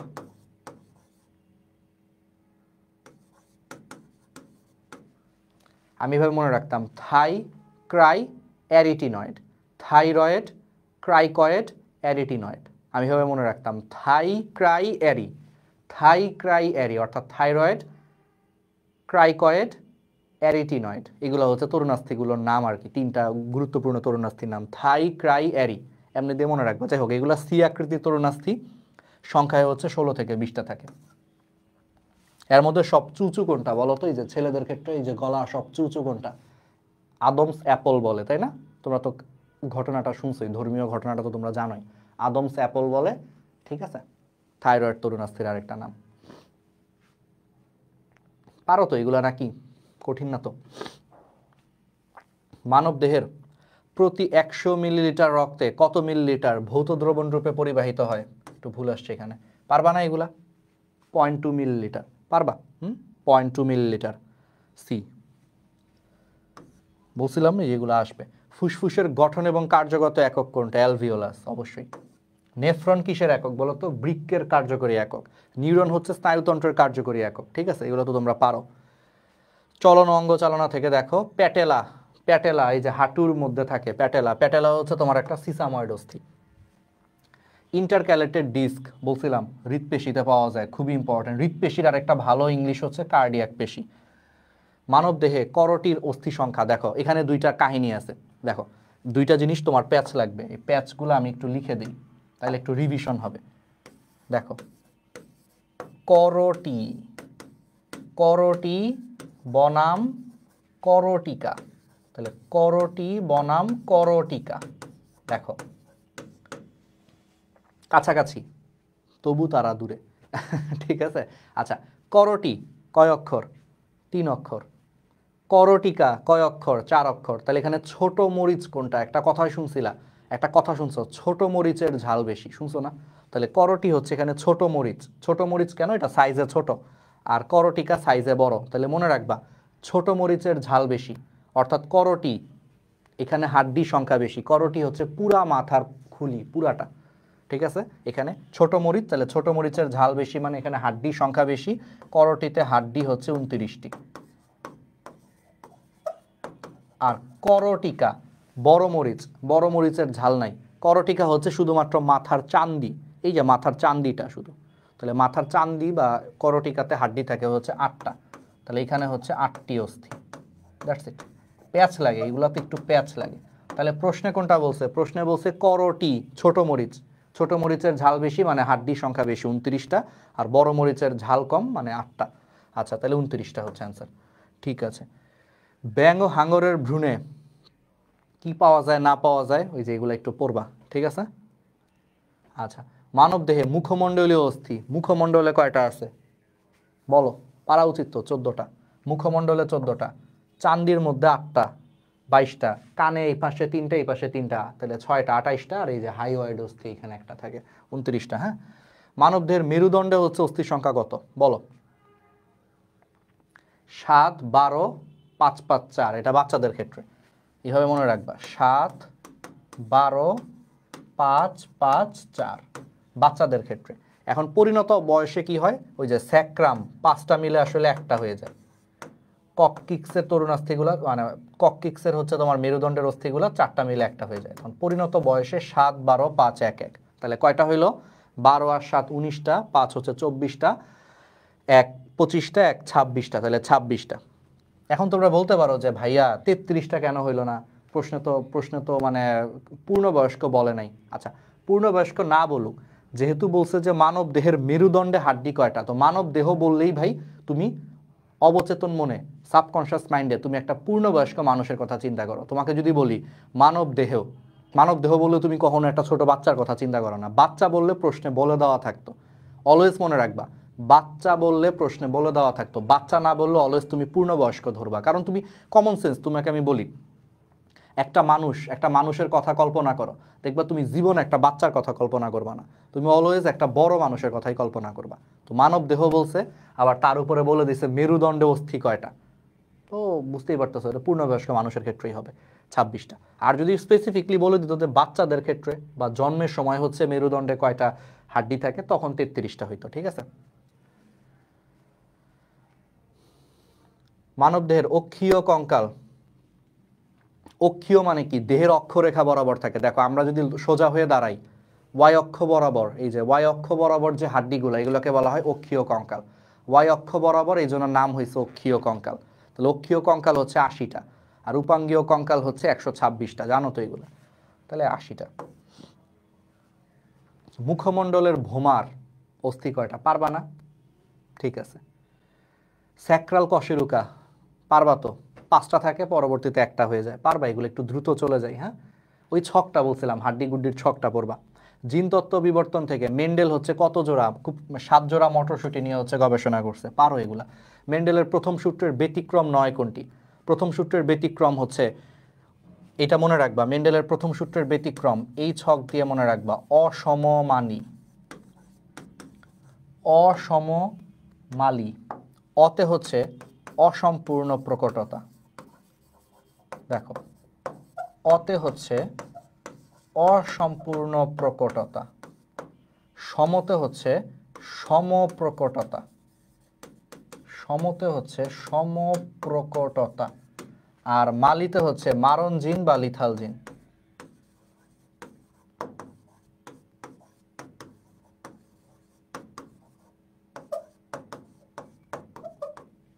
ঠিক আছে। তাহলে অসমমালী, অসম্পূর্ণ প্রকটতা, সমপ্রকটতা, মারণ জিন বা লিথাল জিন। ঠিক আছে, ওকে। সমপ্রকটতার ফলে F2 জনুতে ফিনোটাইপিক অনুপাত কত হবে? এগুলো পারবা না, এগুলো একটু দেখে নিও। ফিনোটাইপিক অনুপাত, এটা ব্যতিক্রম, প্রথম সূত্রের ব্যতিক্রম। তাহলে সমপ্রকটতা হবে, তাহলে ফিনোটাইপ বলছে 1:2:1। হ্যাঁ, ইন্টারমিডিয়েট জিন কোনটির জন্য দায়ী? এটা তো তোমরা পারোই, ঠিক আছে। সহপ্রকটতা পারবা না, অনুপাতগুলো আমি তো বলেই দিচ্ছি, মেন্ডেলের সূত্র এবং ব্যতিক্রমগুলোর অনুপাত। ঠিক আছে, একটু দেখো, এগুলো সব অনুপাত থেকে প্রশ্ন আসছে, পারবা এগুলা। জার্মোপ্লাজম, সোমাটোপ্লাজম, এই তত্ত্বের প্রবক্তা হচ্ছে ভাইসম্যান। একটু এগুলা খালি একটু বলে দেই, ভাইসম্যান। হ্যাঁ, এগুলো একটু দেখবা। নিচের কোনটি জীবন্ত জীবাশ্ম? লিমুলাস, এটা হচ্ছে জীবন্ত জীবাশ্ম আর কি, ঠিক আছে। ব্যক্তিজনী জাতিজনীর পুনরাবৃত্তি ঘটায়, এই একটা লাইন আছে, খুব ফেমাস একটা লাইন, বিবর্তন পার্টটা। এটা হচ্ছে ইসের মতবাদ, কি রে, এখানে তো অপশনে অ্যান্সারই নেই, এটা হেকেলের মতবাদ। হেকেল নামক একজন বিজ্ঞানীর মতবাদ এটা, ঠিক আছে। হেকেল, অপশনে 2বার ডারউইন আসছে, একবার একটা হচ্ছে হেকেল হবে। ব্যক্তিজনী জাতিজনীর পুনরাবৃত্তি ঘটায়, ঠিক আছে, হেকেলের মতবাদ আর কি, ওকে। প্রাকৃতিক নির্বাচন মতবাদের প্রবক্তা হচ্ছে ডারউইন, এগুলো একটু দেখবা। অর্জিত বৈশিষ্ট্যের উত্তরাধিকার, এটা হচ্ছে ল্যামার্কের মতবাদ। ল্যামার্কের মতবাদের মূল কথাই হচ্ছে অর্জিত বৈশিষ্ট্যের উত্তরাধিকার মতবাদ। সমস্ত দেহে ঘন লোমের উপস্থিতি হয় কোনটির কারণে? এটা মনে রাখার টেকনিক আছে, হাইপার ট্রাইকোসিস। দেখো, বায়োলজি একটু বুঝে পড়লে তোমার জন্য ইজি। হাইপার শব্দের মানে বেশি, বায়োলজি তো অলওয়েজ মনে রাখবা, হাইপার শব্দের মানে বেশি। ট্রাইকো শব্দের মানে হচ্ছে লোম, ট্রাইকো শব্দের মানে লোম, আর ওসিস মানে প্রক্রিয়া। তাহলে হাইপার মানে বেশি, ট্রাইকো শব্দের মানে লোম, ওসিস মানে প্রক্রিয়া। তাহলে সমগ্র দেহে ঘনলোমের উপস্থিতি, হাইপার ট্রাইকোসিস। তাহলে হাইপার মানে বেশি, ওসিস মানে প্রক্রিয়া, ট্রাইকো মানে লোম, এই জন্য হাইপার ট্রাইকোসিস বা ঘনলোমের উপস্থিতি। ঠিক আছে, তাহলে বুঝছো? ওকে। আচ্ছা, একজন নিগ্র পুরুষের সাথে একজন শ্বেতাঙ্গ মহিলার বিয়ে হলে F2 জনুতে ফিনোটাইপিক অনুপাত, এটা হচ্ছে তোমার ওই যে পলিজেনিক ইনহেরিটেন্স থেকে আসছে। অনুপাতটা হচ্ছে 1:4:6:4:1, পলিজেনিক ইনহেরিটেন্স থেকে আসছে, ঠিক আছে। বি নেগেটিভ কাদেরকে রক্ত দিতে পারে? একটু দেখবা এগুলা। সরীসৃপের যুগ কাকে বলা হয়? মেসোজোয়িক যুগকে হচ্ছে সরীসৃপের যুগ বলা হয়, ঠিক আছে, ওকে।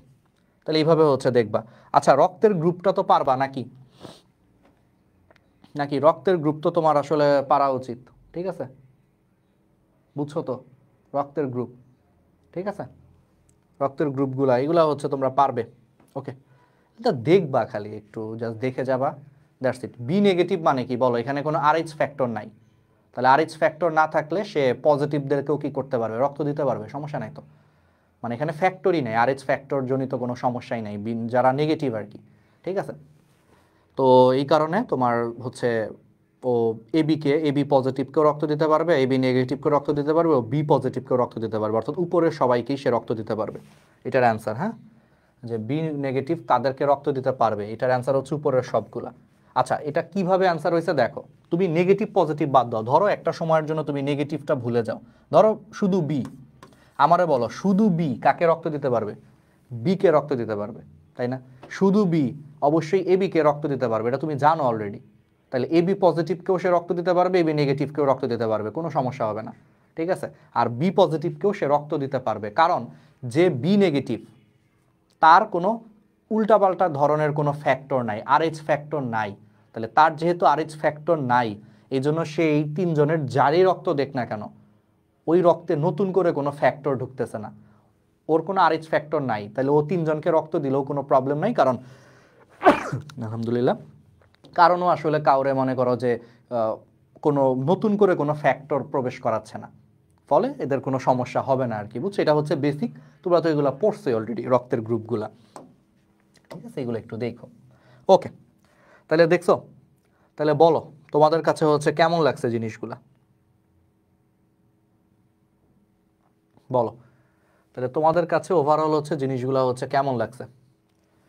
তাহলে একটা কাজ করো, তোমরা একটা স্ক্রিনশট নিয়ে আমাদের গ্রুপগুলোতে হচ্ছে তোমরা পোস্ট করো যে আসলে কেমন লাগছে। বায়োলজি কিলার্স গ্রুপে, ডিএমসি স্টেশন গ্রুপে, road to DMC dream to be a doctor গ্রুপে, নেটওয়ার্ক গ্রুপে, বন্দি পাঠশালা গ্রুপে, আমরা 4টা প্ল্যাটফর্ম কিন্তু একসাথে হয়েছি, তোমরা হয়তো জানো। আরটিডিএস,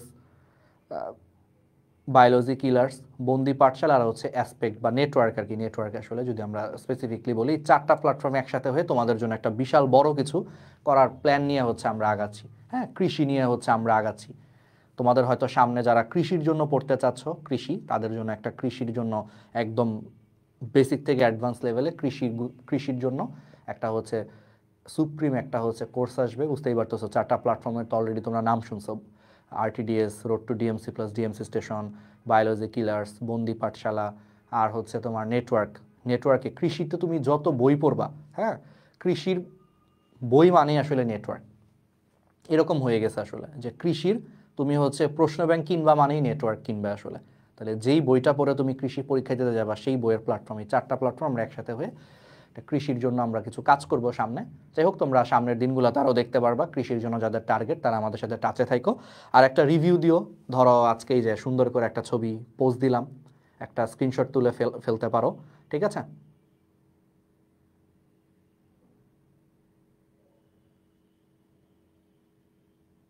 ওকে, তো এটা দিয়ে দিতে পারো। DMC station, road to DMC, Bondi Pathshala, biology killers, আর হচ্ছে তোমার নেটওয়ার্ক, এই গ্রুপগুলোতে তুমি এই পোস্টটা দিতে পারো যে আসলে ক্লাসটা কেমন লাগছে, জুলজির আসলে ভীতিটা দূর হয়েছে কিনা, ঠিক আছে? আর সবচেয়ে বড় কথা হচ্ছে নিজের উপরে কনফিডেন্স ধরে রাখ। এখন বড় ভাই হিসেবে কিছু কথা বলি, আমার নিজের কোনো ছোট ভাই বোন নাই। আমার নিজের ছোট ভাই বোন থাকলে আমি ঠিক একই কথাই বলতাম যেটা এখন তোদেরকে বলবো, নিজের উপর কনফিডেন্স ধরে রাখ, অবশ্যই তুই পারবি, তুই কেন পারবি না? যতবার তুই নিজেরে বলবি ভাই তুই পারবি না পারবি না পারবি না, তার থেকেও বেশি বার, 10 গুণ 100 গুণ এই রাহাত ভাই বলবে তুই পারবি পারবি পারবি, পর। এগুলো সব তোর পড়া জিনিস, এগুলো মেডিকেলে পড়ছিস, মেডিকেল অ্যাডমিশনের জন্য পড়ছিস, ভার্সিটির জন্য যদি টার্গেট থাকে, স্টিল এগুলো পড়ার জিনিস, এইগুলো বায়োলজিতে সবাই পড়ছে। তাহলে এই সহজ জিনিসে যদি পরীক্ষা হয় কেন পারবি না? অবশ্যই পারবি, পর, বেশি বেশি প্রশ্ন ব্যাংক হচ্ছে সলভ কর।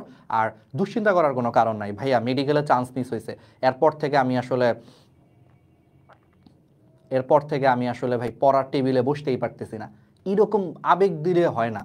একটা কথা তোরা মাথায় রাখবি, হ্যাঁ, আবেগ দিয়ে কখনো দুনিয়া জয় করা যায় না, বুদ্ধি, পরিশ্রম, বিবেক দিয়ে আসলে দুনিয়া জয় করতে হয়। এই যে চান্স পাস নাই বা একটা হোঁচট খাইছিস, এটা নিয়ে যদি সারাদিনও এখন পড়ে থাকিস, কোনো লাভ হবে? মেডিকেলের রেজাল্ট কি মানে রিভার্স হয়ে যাবে, যে চান্স পাই নাই, মন খারাপ করে বসে আছি, তাহলে আমার চান্স দিয়ে দিবে না। বরং কি হবে, এই যে মন খারাপ করে বসে আসিস, পড়তেছিস না ঠিক মতো, দেখবি যে যাবি ডি ইউনিটটাও মিস হয়ে গেছে, তখন আরেকটা প্রেশার, হায় হায় যাবিও হইল না, অপশন তখন আস্তে আস্তে কমতে থাকবে। আবার এই হতাশার কারণে আরও 7 দিন পড়বি না, দেখবি যে ঢাবিও মিস হয়ে বসে আছে। কৃষির অবস্থাও খারাপ, আবার সেকেন্ড টাইম দিলেও দেখা যাবে যে ওই সব চিন্তাই করতে করতেই শেষ, যে আমি ঢাবিতে পাই নাই, জাবিতে পাই নাই, আমি মেডিকেলে হয় নাই, ডেন্টাল হয় নাই, এগুলো চিন্তা করতে করতে দেখবি যে সেকেন্ড টাইমও প্রিপারেশনও খারাপ হচ্ছে। তাহলে এই যে একটা লুপের মধ্যে পড়ে গেছে, যে লুপটা থেকে বের হইতে হবে, তাহলে কীভাবে বের হবি?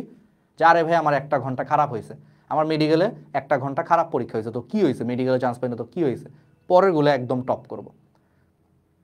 গত বছর বা এই বছর মেডিকেল সেকেন্ড টাইমের যে সবচেয়ে বেস্ট রেজাল্ট, যে ছায়া মেয়েটা একদম শুরু থেকে শেষ পর্যন্ত আমাদের RTDS এর সাথে ছিল।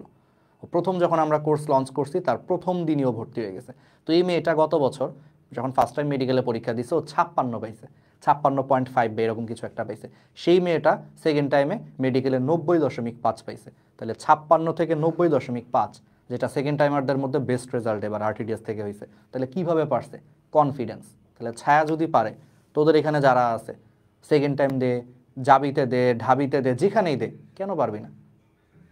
ছায়া যদি এইভাবে চিন্তা করতাম আমি প্রথমবার 56.5 পাইছি, আমি তো পরের বার মনে হয় তাহলে মেডিকেলে পাসই করতে পারবো না। এই চিন্তাগুলো জীবনে 90.5 পাইতো, এবার ডিএমসি আসতো, সেকেন্ড টাইমের মধ্যে বেস্ট রেজাল্ট হইতো, হয়েছে। তার মানে চিন্তা যা হয়েছে হয়েছে রে ভাই, আগে বাড়ো, সামনের দিকটা দেখো, নিজের সেরাটা দাও, আর মনে করবে এটা একটা বিচ্ছিন্ন ঘটনা, এটা একটা হয়ে গেছে, একদিন দুই দিন ভাই সবার খারাপ দিন যায়। মানুষের জীবনটাই উত্থান পতন উত্থান পতন। জীবনটা যদি কোনো কারণে স্ট্রেট লাইন হয়ে যায় তার মানে কি তোর জীবনই শেষ। বুঝছিস তো? ইসিজিতে যখন দেখবি যে একটা মানুষের এই যে এরকম স্ট্রেট লাইন হয়ে গেছে, তার মানে মানুষটা নাই, শেষ। তাহলে মানুষের জীবন মানেই উত্থান পতন উত্থান পতন। তাহলে এইভাবে নিজেকে বলবি যে পতন যেহেতু হচ্ছে, পতন বলতে ধরে নিচ্ছি মেডিকেলে চান্স পাস নেই, তুই ধরে নিচ্ছিস যে পতন হয়ে গেছে আমার, তাহলে পতন যেহেতু হয়েছেই, উত্থানটা এর থেকেও বেটার হবে, এই বিশ্বাস রাখবি এবং এটাই হবে।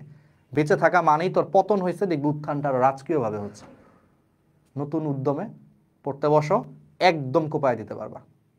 ঠিক আছে? তাহলে ভালো থাক সবাই, সুস্থ থাক।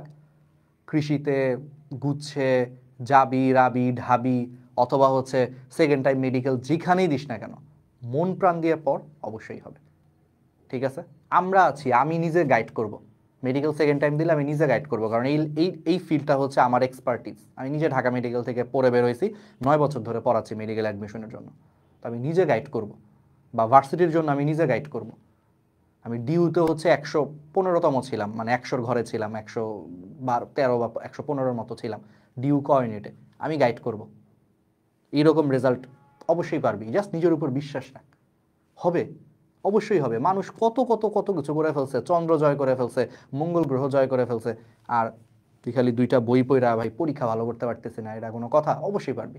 কনফিডেন্স রাখ, কনফিডেন্সটা ইম্পর্টেন্ট। পড়ালেখা একটু কম কর, আমার কোনো সমস্যা নেই, একটু ফাঁকিবাজি কর, তাও আমি মেনে নিব। কিন্তু আমার কোনো ছাত্রছাত্রী যদি আমি দেখি কনফিডেন্স নাই, তখন আমার খুব খারাপ লাগে, টিচার হিসেবে তখন আমার খুব কষ্ট লাগে। কনফিডেন্সটা অন্তত কেন থাকবে না ভাই? নিজের উপরে 100% কনফিডেন্সটা রাখ, পড়ালেখা না কর, অন্তত কনফিডেন্সটা তো রাখ যে অবশ্যই আমি পারবো। এই কনফিডেন্সই জীবনে অনেক উপরে একটা সময় মানুষকে নিয়ে যায়। সেলফ কনফিডেন্স খুবই ইম্পর্টেন্ট। ঠিক আছে? তাহলে আশা করি একটা স্ক্রিনশট নিয়ে ফেলছো। আমাদের ডিএমসি স্টেশন গ্রুপে, road to DMC, dream to be a doctor গ্রুপে, বায়োলজি কিলার্স গ্রুপে, তারপরে হচ্ছে বন্দি পাঠশালা গ্রুপে, তারপরে হচ্ছে নেটওয়ার্ক গ্রুপে পোস্ট দিয়ে দিও আজকে ক্লাসটা কেমন ছিল। আর ফাটায় হচ্ছে পরীক্ষা দাও ইনশাল্লাহ 9 তারিখ বা 10 তারিখে, খুবই ভালো একটা পরীক্ষা হবে। ঠিক আছে? আর এরপরে ঢাবির জন্য যদি কোনো গাইড করতে হয়, আমি আসি সবসময় তোমাদের সাথে, অলওয়েজ থাকবো। ঠিক আছে? দোয়া করিস, আমার জন্য দোয়া করবা, সবার জন্য দোয়া করবা। আর লাস্টের দিকে একটু তুই করে বেশি বলছি, কারণ আমি আবারও বলছি, যারা মেডিকেলে চান্স মিস করে একটু অসহায়, তাদেরকে আমি টিচার কম বড় ভাই মনে করে বেশি গাইড করলে বেশি ভালো হয়। ওদের এখন একটা বড় ভাই দরকার টিচারের থেকে। টিচার তো সারা বছর পড়ছিসই, পড়াইছে, এখন পড়ানোর পাশাপাশি একটু এই যে ধাক্কানি, একটু বকাঝকা, মাঝে মাঝে বকাঝকা, মাঝে মাঝে আদর, মাঝে মাঝে শাসন, এইভাবে আসলে কাজ করতে হয়। ঠিক আছে? ওকে, তাহলে ভালো থাক, আল্লাহ হাফেজ। রিভিউ দিস ক্লাসের কেমন লাগছে, আর পরীক্ষা দিয়ে অবশ্যই কিন্তু জানাবি যে জাহাঙ্গীরনগরের ডিউর জন্য যে পড়াইলাম, চান্স পাইছিস, পায়া যদি ভাইয়ারা না জানাস, ভাইয়া কিন্তু মন খারাপ করবে। আর তোরা যখন আমাদেরকে বলবি যে ভাই ডিউ ডান, ডিউ এততম এততম এততম, খুবই ভালো লাগবে, আমি নিজে এগুলো ধরে ধরে পোস্ট দিব। ঠিক আছে? খুব ইচ্ছা। তাহলে একটু ভালো মতো পরীক্ষা দিস, রেজাল্ট অবশ্যই জানাস।